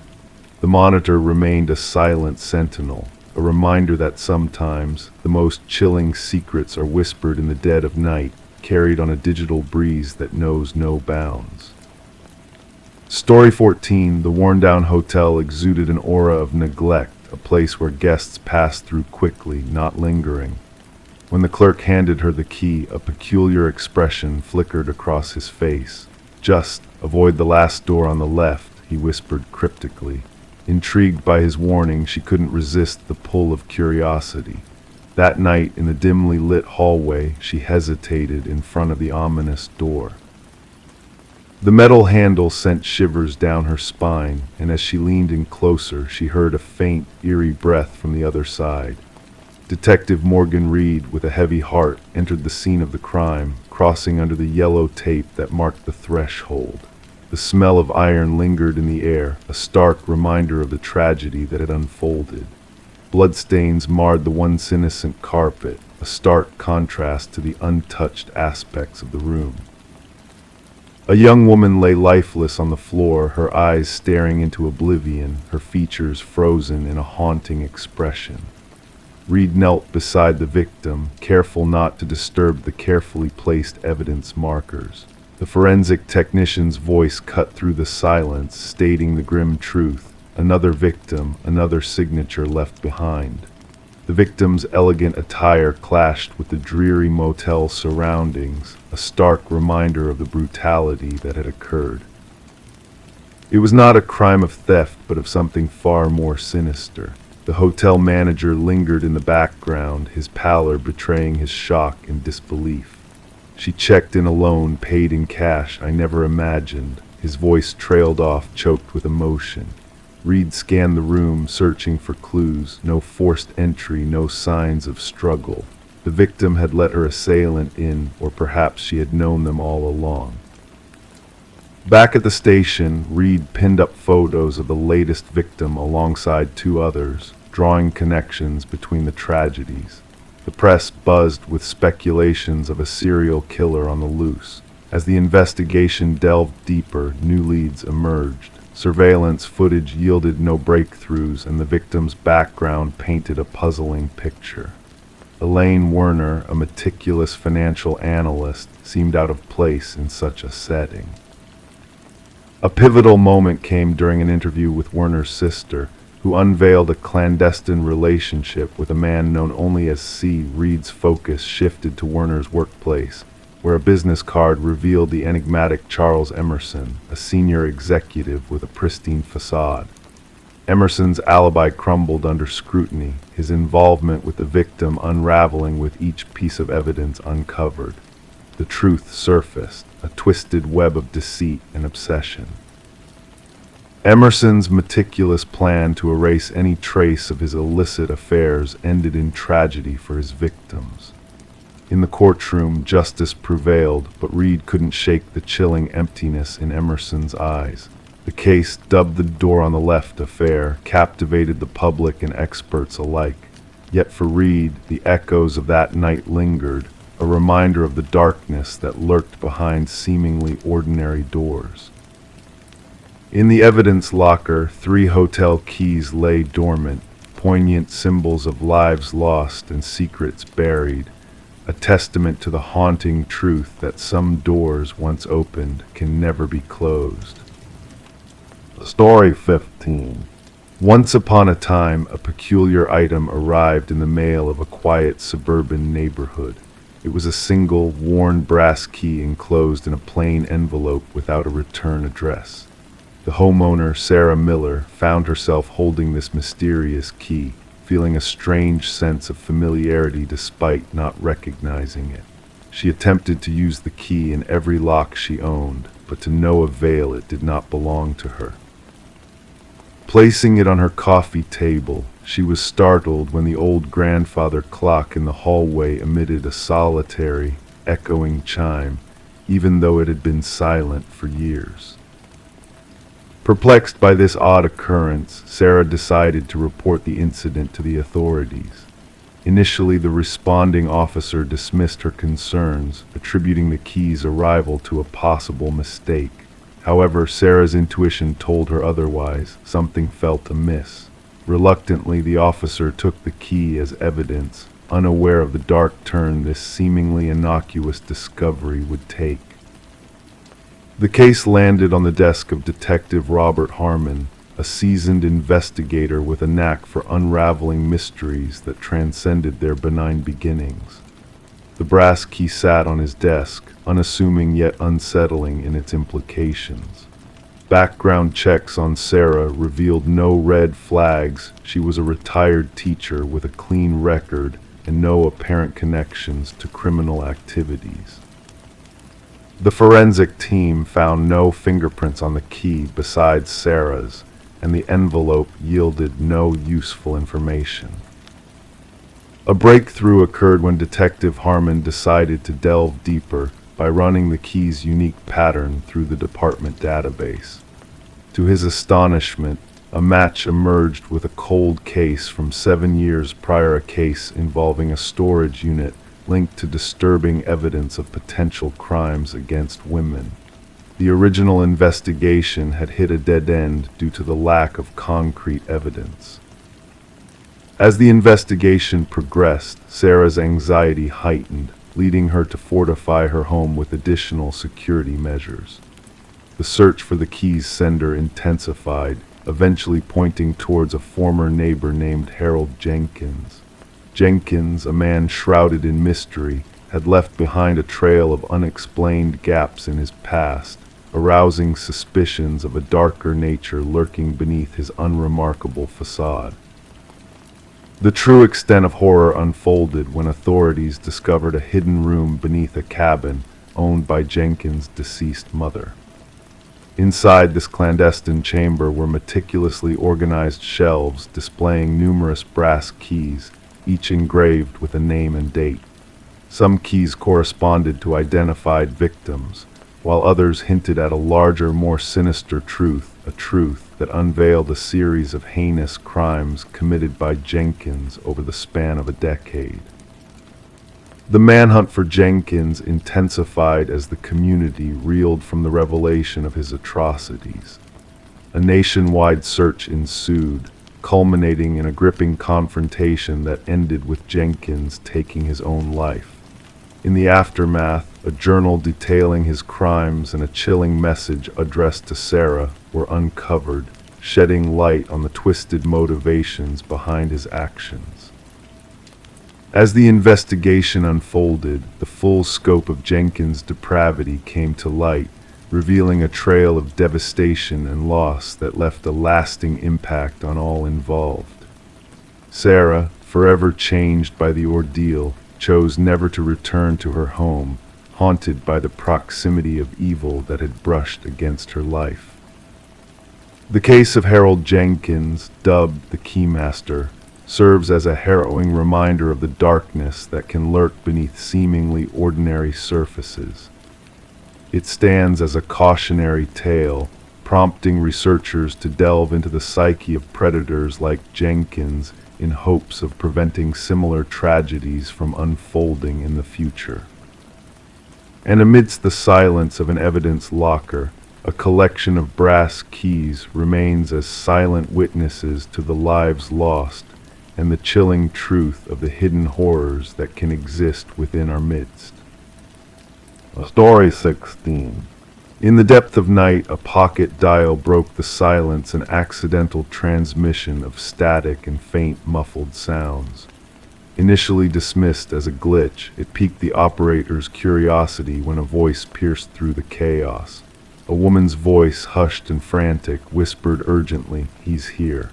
Then an eerie silence engulfed the line, leaving behind a chilling void.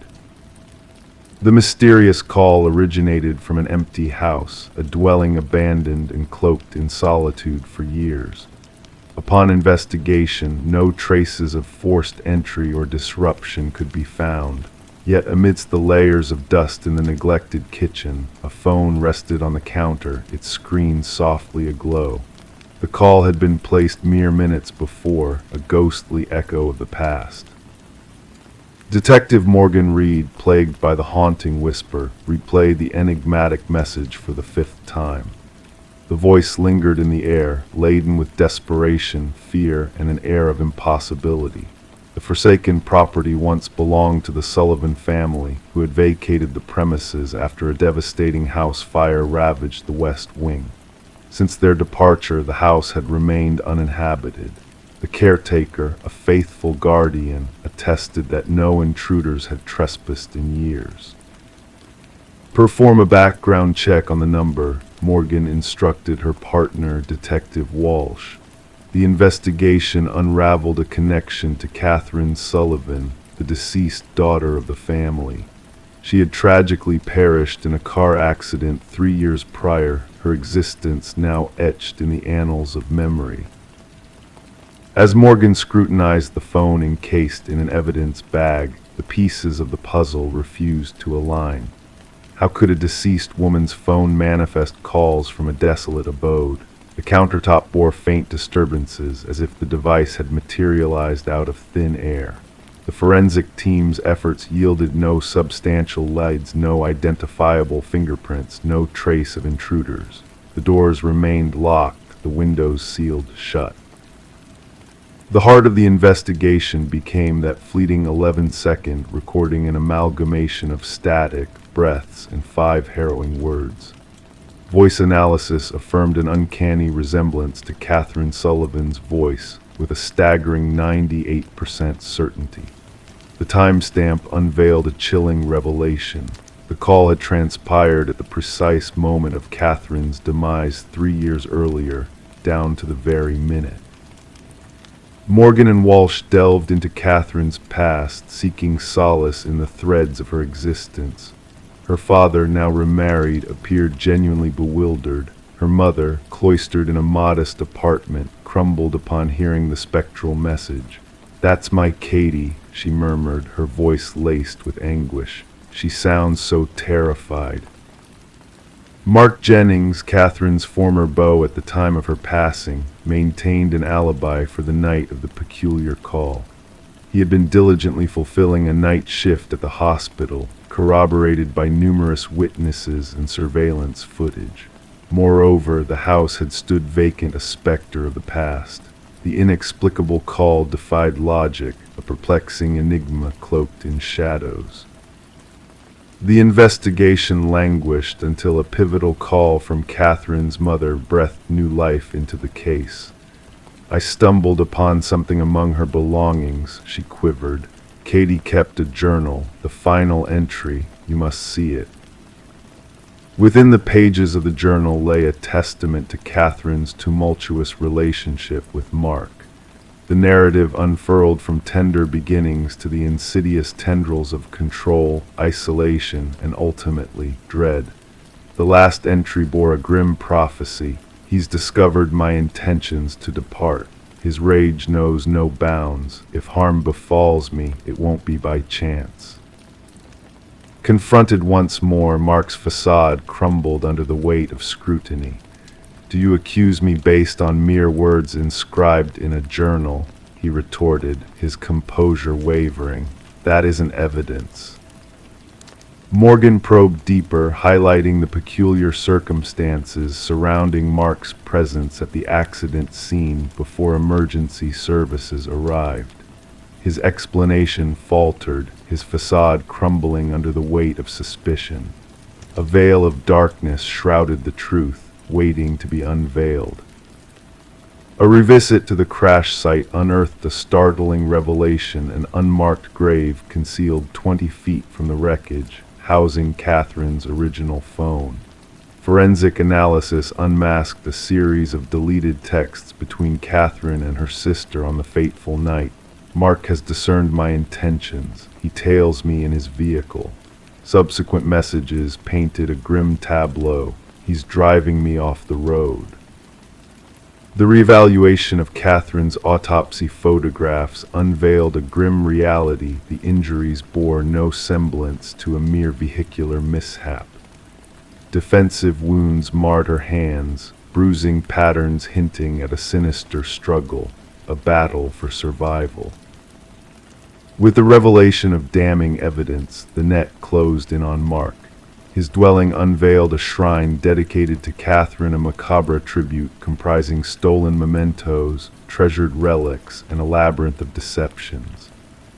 Among his possessions lay the tools of manipulation and audio editing software and scripts detailing the orchestration of the spectral call, a haunting charade crafted to mislead and torment. As the manhunt intensified, officers traced Mark to the Sullivan residence. Within the familiar confines of the kitchen, he sat in eerie tranquility, fixated on a phone akin to Catherine's. Surrendering without resistance, he murmured to Morgan during interrogation. She refused to be silenced, even in death. Her accusations echoed relentlessly. I needed the world to heed her ghostly plea, a phantom's testimony beyond the grave. The scales of justice tipped decisively as the jury swiftly delivered a verdict of first-degree murder against Mark. In the courtroom's hushed confines, Catherine's mother clutched the journal close to her heart, a poignant emblem of closure and retribution. Echoes of the past lingered within the walls of the abandoned house, where the phone now rested in the evidence locker, a silent sentinel to the enduring legacy of Catherine's tale.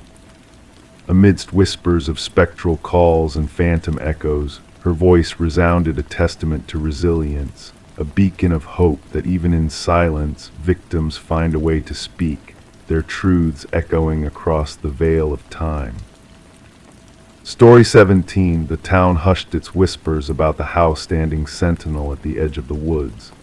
It loomed solitary, shrouded in mystery, its windows like shadowed eyes and its porch stooping with the weight of forgotten years. No one laid claim to its ownership, and the origins of its construction were lost in the tangle of time. Yet when a band of wanderers strayed too near, a peculiar sight greeted them, names etched into the wooden siding, carved deep as ancient secrets. And at the very end of the engraved roster, fresh and untarnished, gleamed a name unfamiliar to all but one of them. And as that lone figure whispered, his voice quivering, "That's mine," the call pierced the tranquility of the night, a mere trespassing report to the unassuming dispatch. The caller, Mason Wright, the frontman of the hiking troupe who stumbled upon his own name etched into the forsaken abode, raised no alarms at first. Officers anticipated a mundane case of youthful mischief, a jest gone awry among companions. Yet what awaited them unraveled all expectations. Detective Sarah Keller arrived as twilight draped the forest in its dusky embrace. Her flashlight cleaved the darkness, unveiling the weathered countenance of the dwelling. The names 27 in total ascended vertically on the eastern wall. Some had faded into obscurity, blending with the ashen wood, while others remained stark and fresh, as if chiseled just moments ago. And at the base, Mason Wright, the incision still redolent of newly hewn timber. "I've never set foot in this place," Mason protested, his words materializing like fog in the wintry air. "I cannot fathom how my name came to be known here."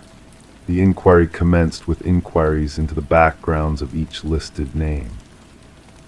The revelation sent shivers down the spines of the investigative team.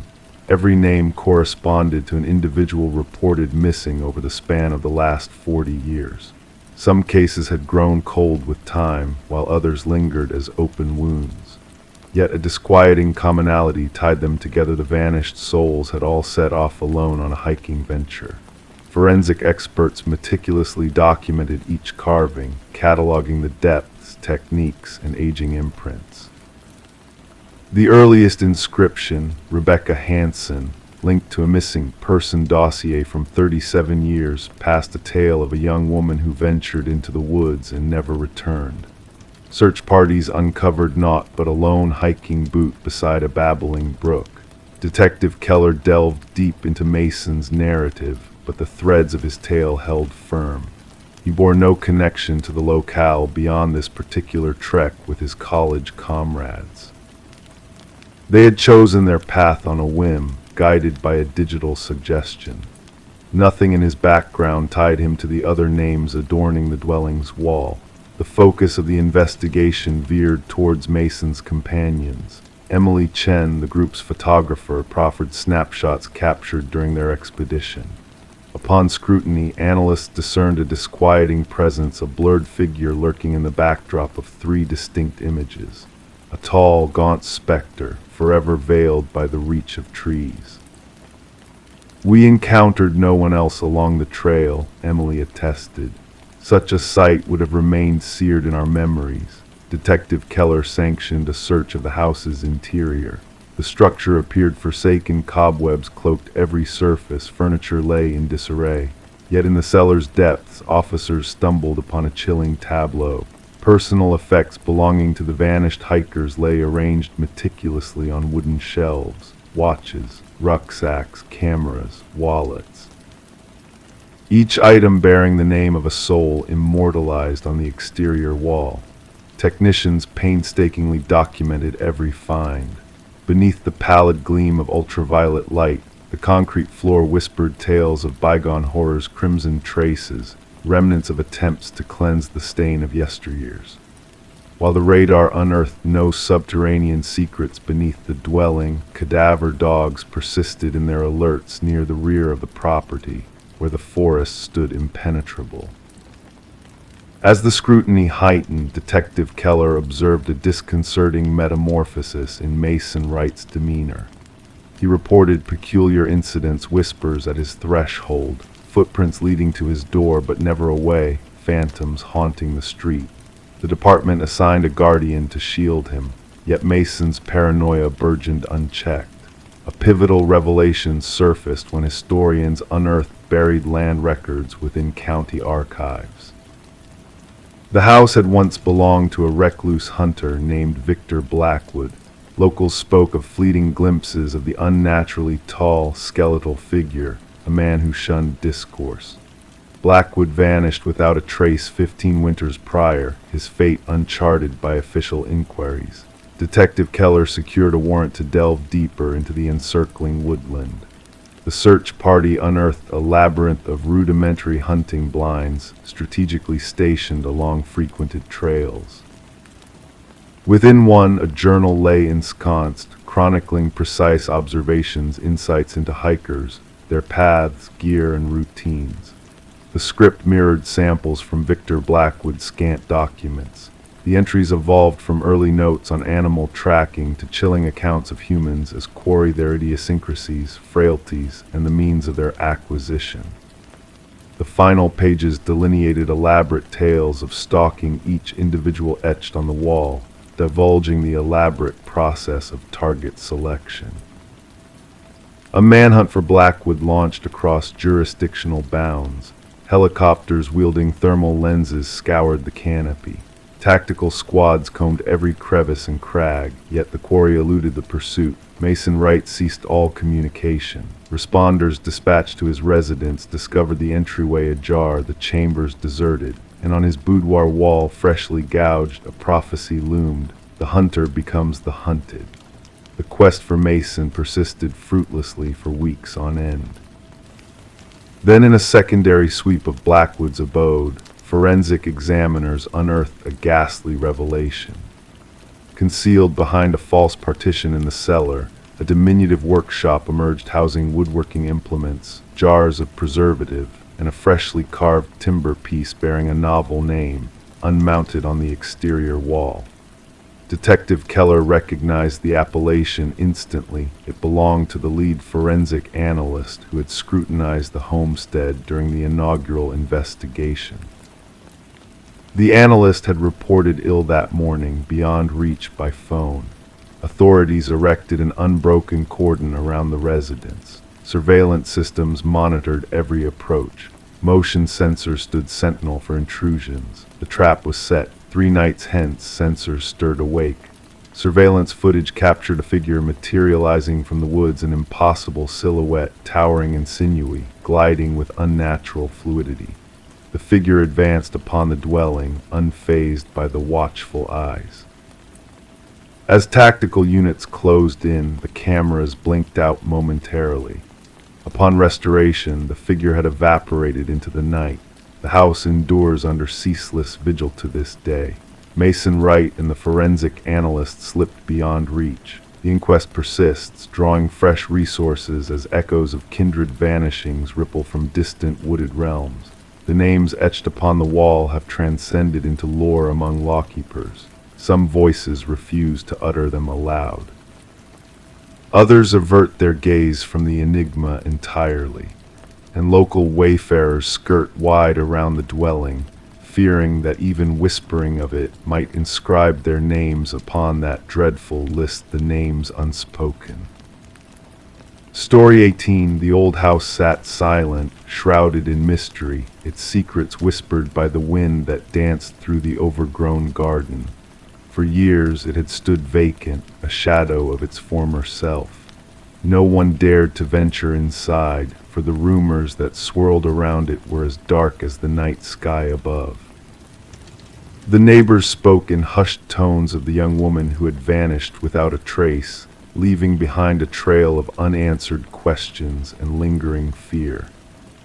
They said no one had lived in that house since her disappearance, but when the new tenants arrived, they found the bedroom locked tight, a puzzle waiting to be unraveled. With a sense of trepidation, they forced the stubborn door open, revealing a room frozen in time. The air within was heavy with the weight of years gone by, the scent of neglect mingling with something indefinable, a touch of unease that lingered in the shadows. The bed stood neatly made, untouched by time. The mirror gleamed, reflecting the dust motes dancing in a shaft of pale moonlight. And there upon the desk, a single candle stood as a sentinel, its flame extinguished long ago, leaving behind a pool of hardened wax that gleamed like tears frozen in time. But it was the notebook that drew their eyes, its pages whispering of a story left untold. Detective Morgan, a shadow in the dimly lit room, traced his fingers over the words written by a hand long gone. Elise Winters, aged 26, her name echoed through the silence, beckoning him to unravel the mystery that lay before him. The pages told a tale of a woman on the edge, of shadows that danced at the edge of her vision, of a truth that threatened to consume her. Her handwriting, once precise and steady, grew jagged and frantic as the entries progressed, a descent into madness captured in ink. "I know he's watching me tonight," the final entry whispered, a plea for help frozen in time. "If something happens, know that it wasn't random." The words hung heavy in the air, a ghostly echo of a life cut short. As the detectives combed the room for clues, a faint chemical odor lingered, a reminder of something dark and hidden. The landlord, a specter in the doorway, watched with haunted eyes, his past sins laid bare before him. Elise Winters, a paralegal with a mind sharp as a blade, had stumbled upon a truth too dangerous to ignore. Her pursuit of justice had led her down a path lined with deceit and betrayal, a path that had ultimately led to her disappearance. The investigation unearthed a web of lies and corruption, a tangled mess of greed and power.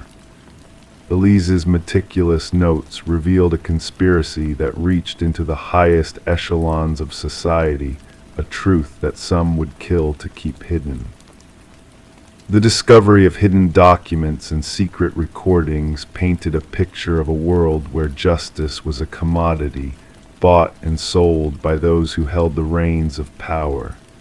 The truth, once uncovered, could not be buried again. And so the wheels of justice turned, grinding slowly but inexorably forward. Vincent Harriman, a man of power and privilege, found himself ensnared in a web of his own making, his crimes laid bare for all to see. In the end, it was not the courtroom that delivered justice, but the room where Elise had made her final stand. Her spirit lingered in the shadows, a silent witness to the downfall of those who had sought to silence her. The house, now empty once more, stood as a monument to the truth that had been uncovered, a testament to the courage of a woman who had refused to be silenced. The light that flickered in the upstairs window was a beacon, guiding those who passed by to remember the one who had fought for justice until her last breath. And so the house stood, a silent guardian of a truth that would not be forgotten, its secrets whispered on the wind to those who dared to listen. And in the stillness of the night, Elise's voice echoed through the empty rooms, a reminder that justice, though delayed, would always find a way to prevail. Story 19, in a place she avoided, the attic necessity drew her in when a storm caused a leak in the roof. Forgotten items filled the space, cloaked in dust and cobwebs. Nestled in the distant corner sat an ancient dollhouse, intricately detailed, its miniature furniture arranged with precision. However, as she gazed inside, a knot twisted her stomach. The figures within were not dolls, but tiny, hand-carved replicas of her family. Each figure mirrored the exact positions of her family members downstairs, except for one. The figure intended to be her stood by the attic entrance. Rebecca Morgan traced her finger along the dollhouse roof, feeling the indentation where the small wooden figure stood. A chill ran through her, unrelated to the cold draft whispering through the rafters. The dollhouse had no place there. This wasn't her childhood home, but a rental property the family had recently moved into. Rebecca's distressed call to law enforcement marked the beginning of a perplexing case. Officers found the family in turmoil, gathered in the living room, unwilling to venture back upstairs. Lead investigator Detective Sarah Harmon initially dismissed their fears as a prank or imaginative adjustment to a new home. The precision of the miniature figurines caught Detective Harmon's attention. Each tiny figure captured distinct features of the family members: the father's receding hairline, the son's hoodie, even the mother's small birthmark. The case took a peculiar turn when forensic teams uncovered fingerprints on the dollhouse belonging to no one in the family. Even more unsettling were microscopic cameras embedded in the eyes of each miniature figure, all linked to a sophisticated recording system beneath the dollhouse. Examination of the Morgan family's movements revealed a disquieting pattern. The positions of the figures didn't just mirror the family's current positions, they matched exact locations from different days, indicating someone had been observing them long enough to learn their routines. We realized this was no ordinary stalking case, Detective Harmon explained. The perpetrator displayed an unprecedented level of obsession rarely seen in criminal psychology. The discovery of a concealed basement entrance behind a pantry wall revealed a makeshift living area where evidence suggested someone had been residing before the Morgans moved in. Food wrappers, water bottles, and a sleeping bag indicated the intruder had been living under the family's feet for weeks. The absence of forced entry puzzled investigators further. Property records unveiled that the house had sat vacant for almost a year before the Morgans arrived. The previous elderly owners had passed away within months of each other, leaving their son to manage the property. Interviews with neighbors yielded little information, except for one elderly woman who occasionally noticed lights in the vacant house. Breakthrough came through digital forensics. Surveillance data from the miniature cameras led investigators to a small apartment across town. Inside, walls adorned with photographs of the Morgan family and previous occupants of the house, along with detailed journal entries describing their daily lives with unnerving accuracy, were found. Even more chilling was a workshop with multiple incomplete dollhouses representing various homes in the neighborhood. The apartment belonged to Martin Wells, the son of the previous homeowners. Financial records showed mounting debt after his parents' deaths. Instead of selling the house, he had secretly lived there while collecting rent from unsuspecting tenants. The dollhouse was his command center, the assigned forensic psychologist explained. Each figure symbolized someone he watched. Rebecca's figure by the attic door wasn't a threat, but his acknowledgement of her discovery. During interrogation, Wells remained eerily composed, revealing his motives. They were living in my house, using my parents' bedroom. I needed to ensure they respected it. When asked about the positioned figures, he simply stated, "I wanted them to know I was always watching." Psychological evaluation uncovered a case of possessive delusion. Unable to cope with losing his childhood home, Wells devised an intricate system to retain control over it. The dollhouse became his way of possessing both the property and its occupants. The Morgan family never returned to the house. Rebecca admitted the most haunting moment wasn't discovering the dollhouse, but realizing its implications. "We were under surveillance all along, manipulated like playthings. The true horror wasn't the dollhouse itself, but knowing we were mere objects for someone's amusement. Wells faced charges of stalking, invasion of privacy, illegal surveillance, and breaking and entering. The case prompted a review of real estate disclosure laws concerning property deaths and agents' responsibility to ensure proper vacancy before new occupants move in. During sentencing, the judge acknowledged the profound violation the Morgan family endured. You didn't just invade their home, but shattered their sense of safety and independence. You observed their intimate moments and recreated them for your pleasure.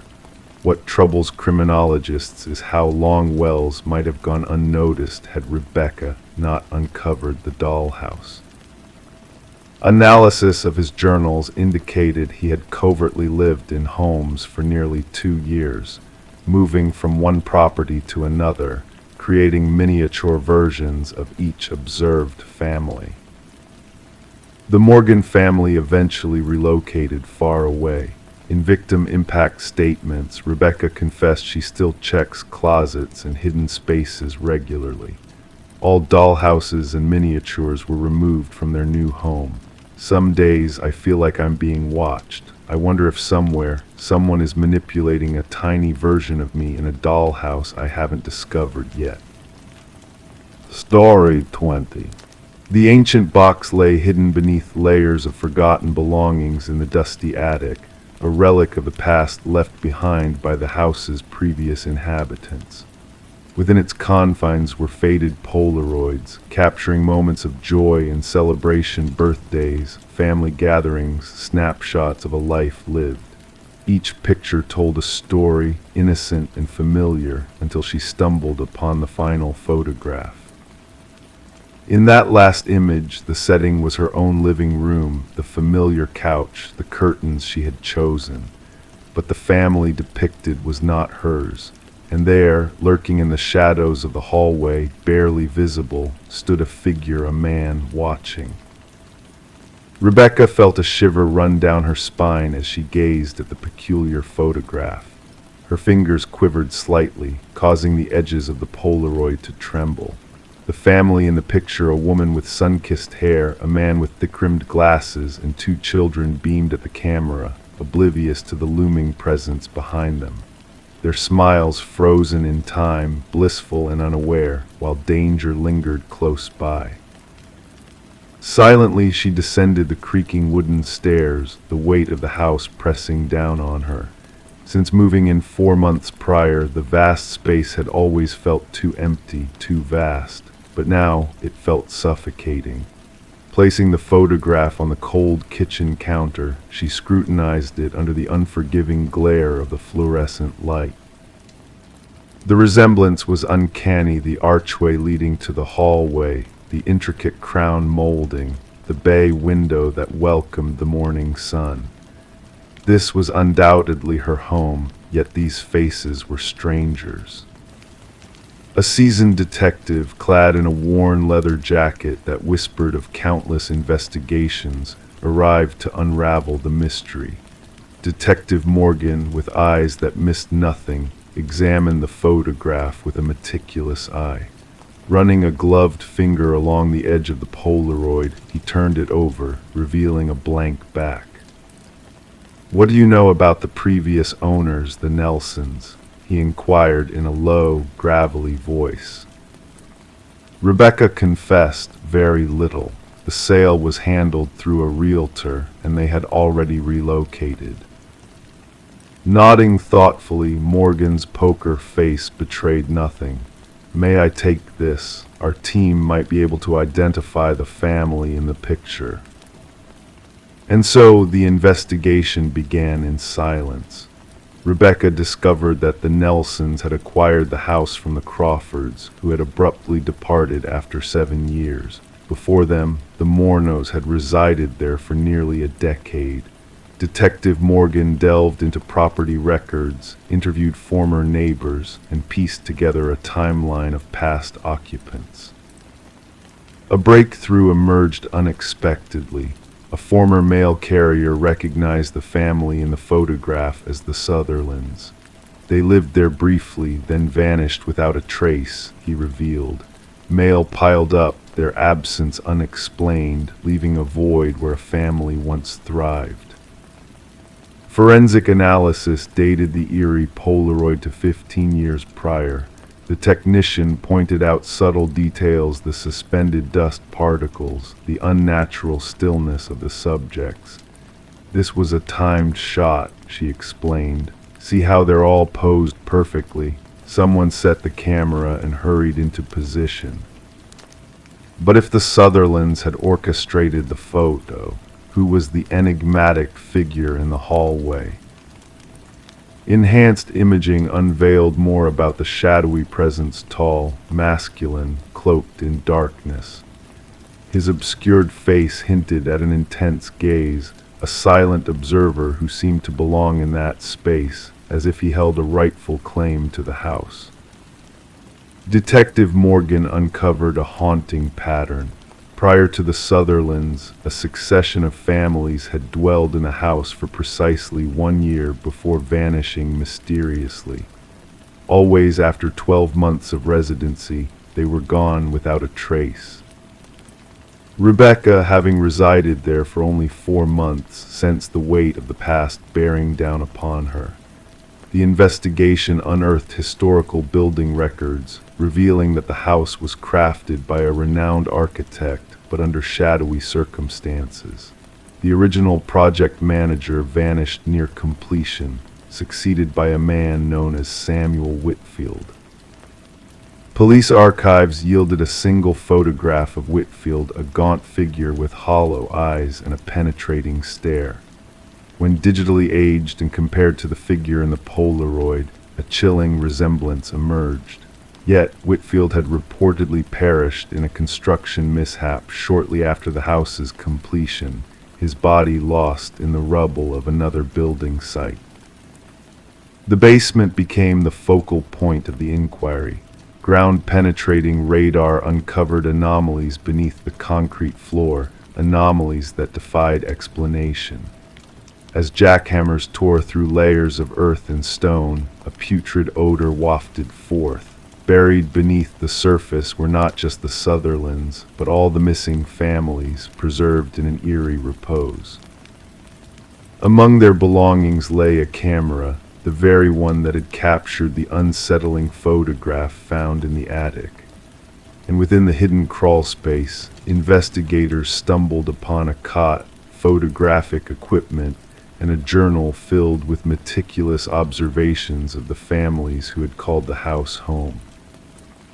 The final entry, dated a mere 3 days prior, sent chills down Rebecca's spine. The new arrival is different. She discovered my photograph too soon. I must expedite my plans. Under police protection, Rebecca sought refuge in a hotel, haunted by restless nights and spectral whispers. One evening her slumber was shattered by a ringing phone, its shrill tone cutting through the darkness.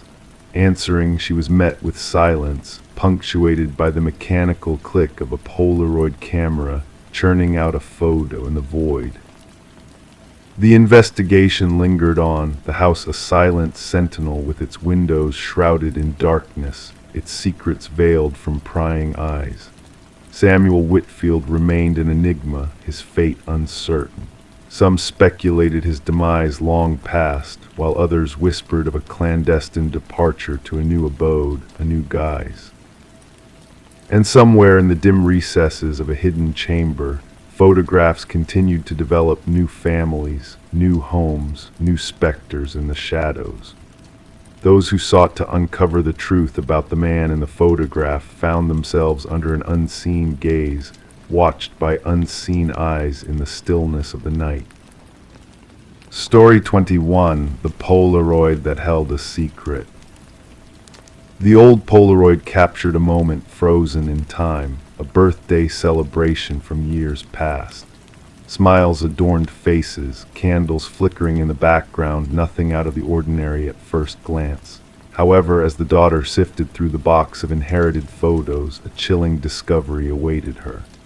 In the background of each photo, a mysterious figure lurked. A man, shrouded in shadows, stood just beyond the glow of the candles, his presence unnoticed by the family members in the foreground. With each successive photo, he drew closer, his presence growing more ominous. Sarah Winters stumbled upon the collection while clearing out her mother's attic after the funeral. A simple cardboard box labeled Memories held a treasure trove of faded photographs, capturing moments of joy and togetherness from her childhood. What should have been a comforting find turned into the beginning of a haunting mystery. In the initial photo, the figure was barely discernible, a dark silhouette lingering at the edge of the frame during Sarah's 7th birthday party.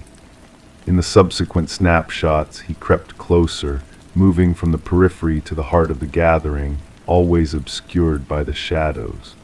No one seemed aware of his presence, casting a foreboding shadow over the seemingly happy memories. Alarmed, Sarah reached out to her father, her voice trembling as she questioned the identity of the mysterious man in the background of every photo. His response was a sharp intake of breath, followed by disbelief. He claimed there should have been no strangers present, only family members. Puzzled and unsettled, Sarah sent digital copies of the Polaroids to her father, hoping for an explanation. Upon seeing the photos, her father's shaken voice confirmed the impossibility of a stranger infiltrating their cherished memories.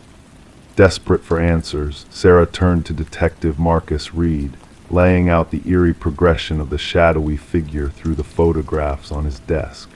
As rain tapped against the windows, the detective studied the images with a mix of curiosity and concern, tracing the man's unsettling journey through each gathering. Despite thorough investigation and interviews with past attendees, no one could identify the mysterious figure. Facial recognition software failed to unmask him, his presence elusive and calculated. However, a breakthrough came when a computer specialist enhanced the images, revealing crucial details that led to a shocking revelation. Through dental records, the mysterious man was identified as Robert Keller, a maintenance worker who had vanished years ago after being linked to unsolved child abductions in the region. The pieces began to fall into place. The disappearances coincided with the documented gatherings in the photos, tying together a web of long-buried secrets and tragedies. Further searches unearthed chilling evidence buried beneath Keller's former residence, linking him to the missing children and confirming the horrors concealed within the seemingly innocent celebrations. As the truth unraveled, Sarah sat alone with the weight of the past, grappling with the dark reality hidden within her family's photo albums. The detective's call brought closure in the form of grim news. The remains of a missing child had been identified, shedding light on the unspeakable crimes that had remained hidden for so long. The revelation connected decades-old cases, offering answers tainted with the bitterness of lost innocence. As Sarah gazed at the final birthday photo, the figure in the shadows loomed behind her younger self, a haunting presence finally exposed. The box of photos became a chilling testament to the unseen dangers that lurk within captured memories, reminding her that some threats move undetected through life's celebrations, leaving only a trace in the shadows of time. With a heavy heart, Sarah returned the photos to the box, now transformed into evidence of a dark chapter in her family's history. The shadowy figure, once invisible but now unveiled, had finally faced the light of justice, his legacy of hidden horrors brought to a solemn conclusion, marking the end of an era tainted by secrets and shadows. Story 22, the mysterious man who vanished from the coffee shop, had been a regular presence for years, known only by his routine and not his name. One day his absence raised alarm when a wallet with no identification was found at his usual table. Detective Sarah Mercer delved into the case, watching the baffling security footage repeatedly. The man, dubbed John Doe, seemed ordinary in every way, yet his disappearance was anything but. He simply disappeared after heading towards the restroom, leaving no trace. As Mercer delved deeper, she uncovered a wallet with blank personal information, enigmatic credit cards, and a cryptic business card with a silent phone line. The barista's recollection painted a picture of a solitary figure, always writing in a mysterious notebook. The notebook itself held coded text and peculiar sketches of unfamiliar buildings. Despite extensive efforts, John Doe remained a mystery, with no leads or identifications matching his description. Mercer's scrutiny of the security footage revealed a peculiar flicker each time he entered the shop, hinting at something beyond normalcy. Her attention turned to an antique mirror in the coffee shop, adorned with cryptic symbols reminiscent of the notebook. Behind the mirror, a hidden compartment unveiled a cache of identical wallets and a journal filled with entries by John Doe spanning decades. The final entry hinted at experiments in temporal displacement and identity transference, mentioning a closing window and encroaching danger. The eerie discovery linked John Doe to the enigmatic physicist Daniel Weston, who had vanished during experiments on quantum mirrors and reality crossings. Strange occurrences plagued the coffee shop, with reflections moving independently and sightings of John Doe where he should not be. The elderly physicist Margaret Keller shed light on Weston's research, revealing the shop's location atop the former research facility where he disappeared. Mercer's investigation culminated in a chilling revelation captured on security footage, a mirrored image of John Doe observing himself. When Mercer raced back to the coffee shop, she found the mirror shattered, and a final message warned against pursuit. The case of the man who slipped between realities remained unsolved, shrouded in mystery as the coffee shop closed, Weston's fate unknown, and Mercer haunted by inexplicable occurrences. The tale of Daniel Weston, the man who straddled worlds, lingered as a whispered enigma, a fragment of a story lost in the folds of time. Story 23. The aged apartment possessed its peculiarities: pipes that groaned, floorboards that creaked. Yet the fresh tenant sensed an abnormality in the sounds she encountered. The footsteps held a steady rhythm, a deliberate cadence. Strangely, they emanated from above, deliberate and slow, perplexed, for she resided on the highest floor. One evening she summoned the courage to tap on the ceiling with a broomstick. The sound abruptly ceased. A profound silence enveloped the space. Then a solitary knock reverberated from within the ceiling. Sarah Coleman chose to keep the knocking incident to herself, attributing it to the building's settling or perhaps a small creature sneaking into the attic. Despite the persistent nightly footsteps, she adapted, raising the volume of her television, donning headphones at bedtime, anything to muffle the methodical footfalls traversing her ceiling in the shroud of darkness. Detective Morris stumbled upon the tail of the apartment when a maintenance worker stumbled upon a concealed crawlspace during routine repairs. While fixing a water leak in the hallway outside Sarah's residence, the worker uncovered an unexpected narrow passage behind a section of drywall that defied the building's original plans. Upon shining a light inside, he unveiled a makeshift living area: scattered food wrappers, discarded water bottles, a soiled blanket, and a small notebook. The building manager promptly alerted the authorities. Detective Morris, accompanied by Detective Rivera, arrived to find the maintenance worker pale and trembling. "Someone has been dwelling within the walls," he repeated in a trembling voice. "Someone has been observing." The notebook contained intricate observations of Sarah Coleman, her daily routine, her visitors, her dinner choices, her television preferences, her shower timings, her sleeping patterns. The handwriting commenced neatly but deteriorated into erratic scribbles towards the final pages, with strange symbols adorning the margins. The subject no longer responds to my signals. The final entry read, "She has chosen to ignore me. No one ignores me." Forensic teams meticulously combed through the crawl space, uncovering fingerprints that matched no known records. They unraveled a labyrinth of passages integrated into the building's walls and ceilings, some dating back decades as per structural assessments. These passages linked to 5 separate apartments, but culminated in observation points, tiny apertures camouflaged as fixtures or subtle damages in just one, Sarah Coleman's. Current residents reported no anomalies beyond the typical apartment noises. However, former occupants shared a different narrative. 3 prior tenants of Sarah's apartment recounted feeling an eerie gaze upon them or hearing inexplicable movements.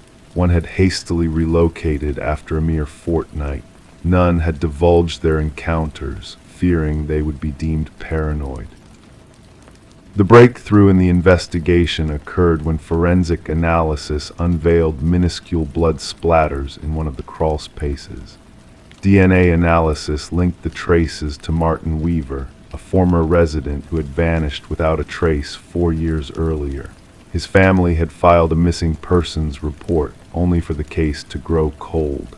Martin had lived in the apartment directly beneath Sarah's. Detective Morris revisited Martin's disappearance. According to neighbors, Martin had grumbled about noises emanating from above his apartment. He had confronted the tenant residing above him at the time, a reserved individual named Edward who kept to himself. Following the confrontation, Martin disappeared. Edward vacated the premises the subsequent month, leaving no forwarding details. Investigative efforts unveiled a pattern in Edward's rental history. He had inhabited 6 distinct apartment buildings over 2 decades, consistently opting for top-floor units, forging minimal social connections, and eventually departing without notice. A resident from his 3rd abode described him as intense and recalled his constant complaints about requiring silence. Property records disclosed that Edward had procured secluded rural land. Upon reaching the location, investigators uncovered a cabin adorned with photos and notes. Snapshots of residents from various apartment buildings, Sarah Coleman and Martin Weaver among them. Maps detailing ventilation systems and structural vulnerabilities. Elaborate journals chronicling observations of the specimens and preserving the habitat. At the cabin's core stood a corkboard embellished with newspaper clippings, missing persons reports. 6 in total, all former residents of buildings where Edward had dwelled. Beneath the board, deep grooves marred the wooden floor, hinting at a heavy object being dragged repeatedly. Beyond the cabin, cadaver dogs led the investigators to freshly disturbed soil. Excavation uncovered human remains, and then another grave, and another. As forensic anthropologists commenced the somber task of identifying the victims, Detective Morris revisited Sarah's apartment building. Though the crawl spaces had been sealed off, residents sporadically reported peculiar sounds. While installing new security systems, maintenance personnel stumbled upon a hidden corner where the ceiling met the wall in the hallway, a fresh notebook, newer than the initial discovery. The first page bore a single line, "They found my old nest, but not my new one." The handwriting mirrored that of the previous notebook. The concluding page featured a crude sketch of Sarah's apartment layout with a newly marked red passage and a date for that very night. Officers hastened to evacuate Sarah, only to discover her dwelling deserted. Her phone rested on the kitchen counter. Her television hummed softly. Her shower continued to run. Within the bathroom, the mirror fogged, revealing a message etched by a finger. "Look up." The ceiling panel above the shower had been removed. The pursuit of Edward, the enigmatic figure, persists. Investigators unmasked him as Edward Mercer, a former construction worker specializing in renovations. His comprehension of building structures had enabled the creation of a concealed network of observation points and passages. Thermal imaging scans of Sarah's building yielded no signs of current habitation within the walls. Sarah Coleman remains absent. Her case has been intertwined with similar disappearances spanning multiple states. Authorities have issued alerts to apartment managers regarding unauthorized modifications in concealed spaces. Amidst the haunting imagery of graves, journals, and snapshots, Detective Morris is tormented by the notion of Sarah, night after night, listening to those footsteps overhead in an upstairs-less apartment, the footsteps that ceased when she knocked and then responded. Sometimes during solitary nights in his dwelling, Detective Morris finds himself gazing up at his ceiling, listening, waiting, and pondering who else might be eavesdropping. Story 24. The tale began innocently enough for Michael and Sarah Klein, who found themselves the new residents of a charming Victorian-era home that whispered of forgotten stories within its walls. The house, with its ornate woodwork and high ceilings, beckoned them with promises of a bygone era. Little did they know their journey into the past would be far from ordinary. It all started with a simple water stain in the master bedroom, a yellowish discoloration seeping through the floral wallpaper like a secret longing to be revealed. As they peeled back the layers, they uncovered a hidden narrative etched in ink, a name repeated obsessively, Eleanor Winters, scrawled in a frantic, uneven script that seemed to pulse with a mysterious energy. Intrigued and unsettled by this cryptic discovery, Michael and Sarah delved deeper into the enigma that was Eleanor Winters. Their online search unearthed a haunting connection, a missing persons case from decades past, with a face that mirrored the woman who had sold them the house, Margaret Cavendish.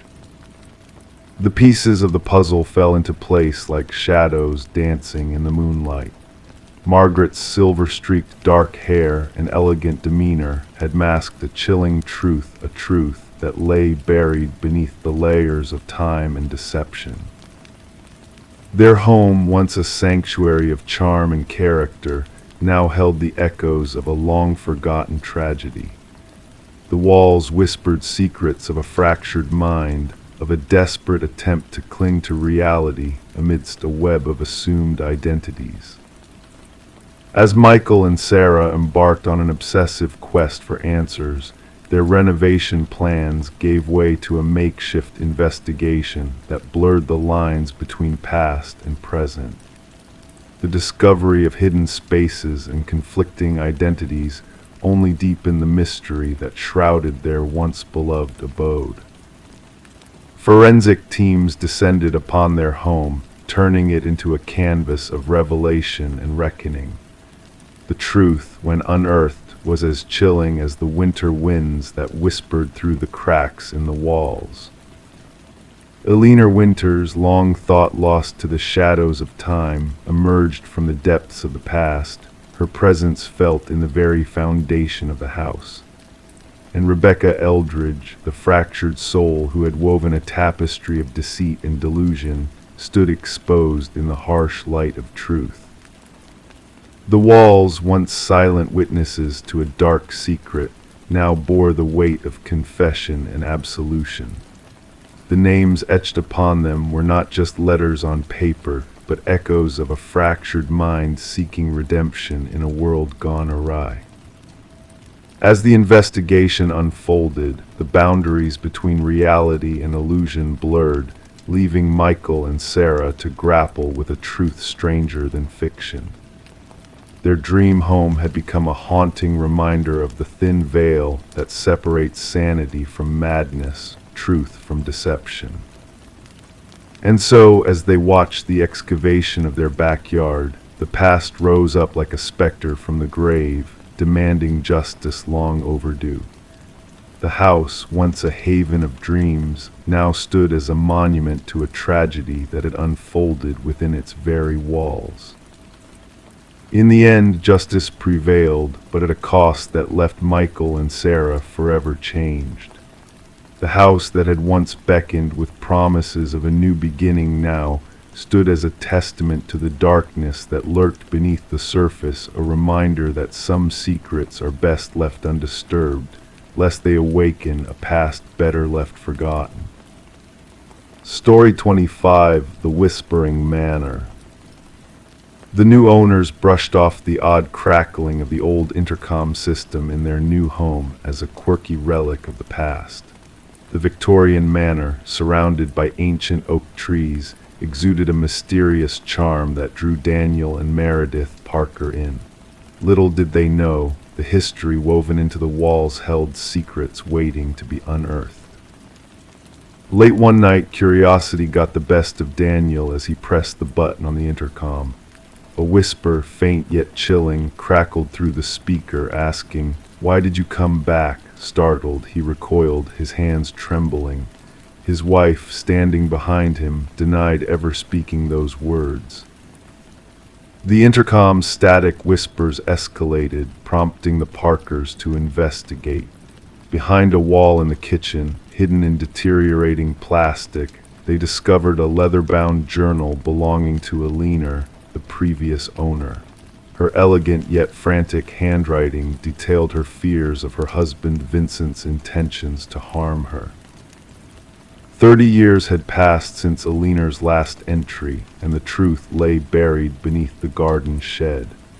Forensic analysis revealed the remains of a woman matching Alina's description, confirming a tragic end to her life. Vincent Blackwood, now residing in a care facility, confessed to the murder, driven by his desire for silence. Vincent's meticulously crafted facade crumbled as the justice system closed in on him, exposing the decades-long deception. Daniel and Meredith, unable to bear the weight of the house's dark past, sold the property, bidding farewell to the memories that haunted its halls. The house, once a silent witness to a heinous crime, whispered its secrets to those who dared to listen. The intercom system, a conduit for Alina's voice from beyond, was removed by the new owners during renovations. Workers reported hearing static and whispers during its dismantling, a lingering echo of the past. Detective Sarah Reeves, the relentless truth seeker, revisited the Blackwood case file before it faded into archives. She pondered how the house itself had woven a tale of justice, where the whispers of the past found their way to the present. The case earned the moniker, "The House That Answered Back," among law enforcement circles, a testament to Alina's enduring voice. As Detective Reeves passed by the manor on her way home, she couldn't help but slow down, windows cracked open, listening for echoes carried on the wind. The whispers of the Whispering Manor lingered, a reminder of the secrets buried within its walls, waiting to be heard by those who dared to listen. Story 26: The aged apartment exuded a sense of history, each creak and groan echoing through the dimly lit corridors.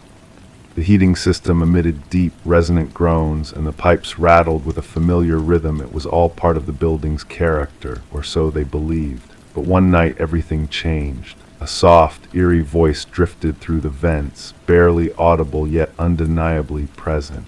It wasn't the typical noise of neighbors or the building settling.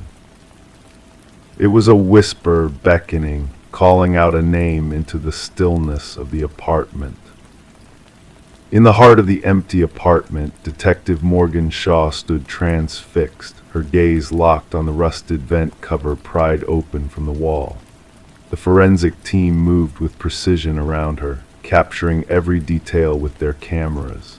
The missing woman, Alina Reeves, had been absent for a week before her disappearance was noticed, the faint scent raising alarm. What they uncovered within the ventilation system was beyond comprehension. Officer Patel relayed the unsettling details from his notepad. Alina had reported hearing voices through the vents, her concerns dismissed as mere quirks of an old building. Shaw knelt by the vent, observing the deep scratch marks that marred its edges. These marks were not from tools, but from frantic, desperate attempts to escape from within. The pieces of the puzzle were slowly coming together. Alina, a beloved kindergarten teacher, had exhibited signs of paranoia before vanishing. Her apartment told a story of a life interrupted: the neatly made bed, the abandoned coffee mug in the sink, the chair placed beneath the vent as if waiting for a clandestine visitor. Her sister's words during the interview painted a picture of a woman tormented by unseen forces, convinced of a sinister presence lurking within the walls. As the investigation deepened, disturbing revelations emerged. Fibers matching Alina's clothing were found in the vent, a foreign fingerprint on the inside of the cover, and haunting audio recordings from her phone. Alone in her car, Shaw listened to the chilling whispers that echoed through the darkness, confirming Alina's fears. The building's dark history unraveled with each discovery. Previous tenants had fled, tales of voices in the walls, and one instance of hallucinations due to carbon monoxide poisoning. Suspicion fell on Harold Weber, the enigmatic building superintendent, whose calm facade cracked under scrutiny. His nonchalant demeanor belied a deeper connection to the sinister events unfolding. A hidden passage revealed within Alina's bathroom unveiled a secret world within the walls, a realm of shadows where someone had dwelled, watching, waiting. Shaw's team uncovered a trove of incriminating evidence in Weber's apartment: meticulously organized recordings, voyeuristic photos, a digital diary detailing his twisted obsession with Alina and others before her. Weber's arrest brought a semblance of closure, yet his chilling words lingered in the air.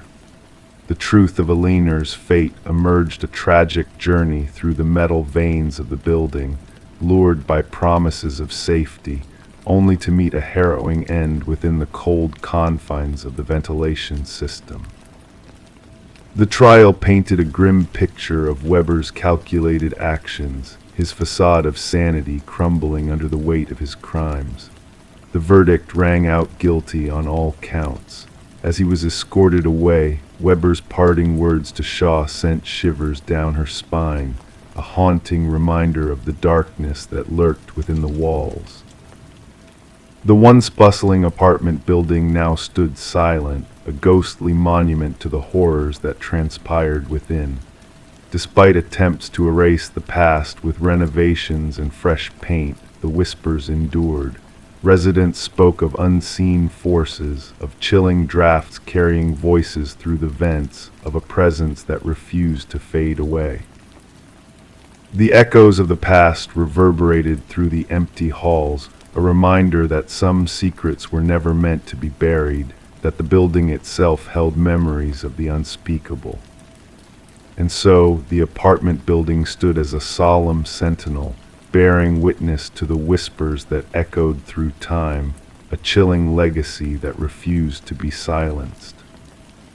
Story 27. The parcel arrived mysteriously, shrouded in enigmatic silence. No sender's name, no tracking code, only a weathered cardboard box kissed by the morning dew. Sarah Miller knew it wasn't meant for her. The address matched hers, but the name was a stranger's. She hesitated, a fleeting thought urging her to leave it untouched on the porch. Yet an irresistible curiosity tugged at her, coaxing her to unveil the box's secrets. With delicate hands, she peeled back the adhesive tape, anticipating mundane contents like books or clothes. Instead, nestled within was a VHS tape, accompanied by a solitary sticky note bearing a simple command: watch alone. Sarah held the black plastic cassette in her hands, its weight feeling unusually heavy, as if burdened with forbidden knowledge. Tracing her fingers along its worn edges, she sensed a peculiar energy emanating from the object. The handwritten note revealed traces of urgency, each stroke etched with a sense of haste. Surrounding her, the suburban neighborhood hummed its usual tune, a distant dog's bark, children's laughter drifting from afar, the rhythmic drone of a lawnmower slicing through the tranquility of the morning. Bringing the enigmatic package inside, Sarah placed it on her kitchen counter, uncertainty clouding her thoughts. The name Daniel Whitaker held no significance in her world. Having resided in the house for years, she had never received mail for anyone by that name. The former occupants, the Johnsons, had long departed to be closer to family.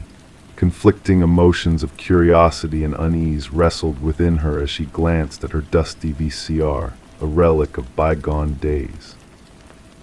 There was an inexplicable allure to the tape, a mystery concealed within its worn, black casing. Against her better judgment, Sarah inserted the tape into the VCR. Initially, static danced across the screen, gradually sharpening into focus. A dimly lit room materialized, illuminated by a solitary lamp. The camera angle seemed hastily arranged, casting an air of urgency. A man sat in a wooden chair, his features initially obscured by shadows. "I am Daniel Whitaker," his voice, soft yet resolute, filled the room. "If you are watching this, someone has found you, which means they will find me as well." Leaning forward, he revealed a countenance marked by fatigue and vigilance, deep-set eyes, rough stubble, disheveled hair. "I did not commit the crime. I need you to believe that. But they framed me, my fingerprints, my DNA, all present without my touch." As Daniel adjusted the camera, the room's barrenness came into view: bare walls, scant furniture, the temporary refuge of a man perpetually prepared to flee. They orchestrated everything. The official account will paint me as the perpetrator, claiming I knew her, that we quarreled, that witnesses heard our disputes. None of it is true. I encountered Catherine Walsh only through the news, bearing the weight of her tragic demise. His voice wavered slightly. Slain in her own home. And yet my genetic imprint tainted the crime scene. In another part of town, Detective Eliza Ramirez studied an identical VHS tape resting on her desk, one of several to surface. Each tape, each recipient, bore the same desperate plea from Daniel Whitaker, a man ensnared as the prime suspect in Catherine Walsh's murder, who had vanished without a trace upon her discovery. Initially, the Walsh case seemed straightforward: a young professional found strangled in her residence. No signs of forced entry, incriminating DNA evidence linking back to Whitaker. However, the emergence of the tapes added layers of complexity. Ramirez, pondering the evidence before her, deliberated whether Whitaker orchestrated an elaborate ruse or unearthed a darker truth. Photographs of Walsh exuding joy, grisly crime scene images, maps charting the tape deliveries, and at the heart of it all, Daniel Whitaker's haunting driver's license photo, all pieces of a convoluted puzzle. A pivotal revelation surfaced when Ramirez unearthed Walsh's involvement in a whistleblower case against PharmaCorp, a pharmaceutical behemoth entwined with government contracts. Walsh's exposure of data irregularities within their clinical trials unveiled a web of deceit, a cover-up of severe drug side effects slated for market release. She was set to testify, a former colleague divulged in a hushed tone during an interview, casting wary glances at the exit. Catherine possessed damning evidence, proof that executives concealed vital information. The trial loomed. Intriguing anomalies began to surface within the investigation. The DNA evidence appeared too meticulously placed, testimony seemed rehearsed, and security footage inexplicably corrupted during crucial timeframes. Sarah Miller received a subsequent package containing a trove of incriminating documents from PharmaCorp, all bearing Walsh's digital signature. The tide shifted as Ramirez connected with other tape recipients, weaving together Whitaker's cryptic trail. A former IT security contractor for PharmaCorp, Whitaker had stumbled upon Catherine's name within a forbidden security protocol, triggering a cascade of events. They were surveilling her, Whitaker disclosed in a subsequent tape. I intercepted the surveillance orders within the system. They were aware of her findings, her evidence gathering. Then I found myself barred from the network. The next day she met her demise, and I was painted as her assailant. The pivotal moment arrived when Sarah Miller discerned a crucial detail, overlooked by others. A reflection within Whitaker's tape hinted at a lineup of storage units. Collaborating with Ramirez, they traced the location to Unit 217, uncovering a treasure trove of evidence. Whitaker's journal chronicled the conspiracy, Catherine's original files, and damning blueprints for his framing, penned by PharmaCorp's head of security, a former detective privy to evidence handling protocols. Justice materialized not through a theatrical arrest, but via the relentless accumulation of irrefutable proof. 3 executives faced indictment. The security chief confessed, agreeing to testify against his superiors. The tainted drug faced removal from consideration. Emerging from seclusion, a hollowed-out Daniel Whitaker saw the charges against him dropped, yet the ordeal had left an indelible mark. A chance encounter between Sarah and Whitaker on her porch sparked a brief exchange. "Why me?" she ventured. "Why send it to my doorstep?" Weariness etched in his gaze, Whitaker replied, "The algorithm selected you. I needed individuals devoid of ties to Catherine or me, individuals off the radar, those who might still harbor faith in their judgment amidst the fabricated accusations." In a moment of shared silence, the former suspect and inadvertent witness contemplated the fragile boundary between truth and manufactured deception. Sarah's parting words lingered in the air. The wrong address, it seems, led to the right one. The VHS tapes found a new home in evidence, relics underscoring the enigmatic nature of truth, an enigma concealed within unexpected parcels, adorned with unfamiliar names, awaiting a seeker brave enough to unveil their hidden depths.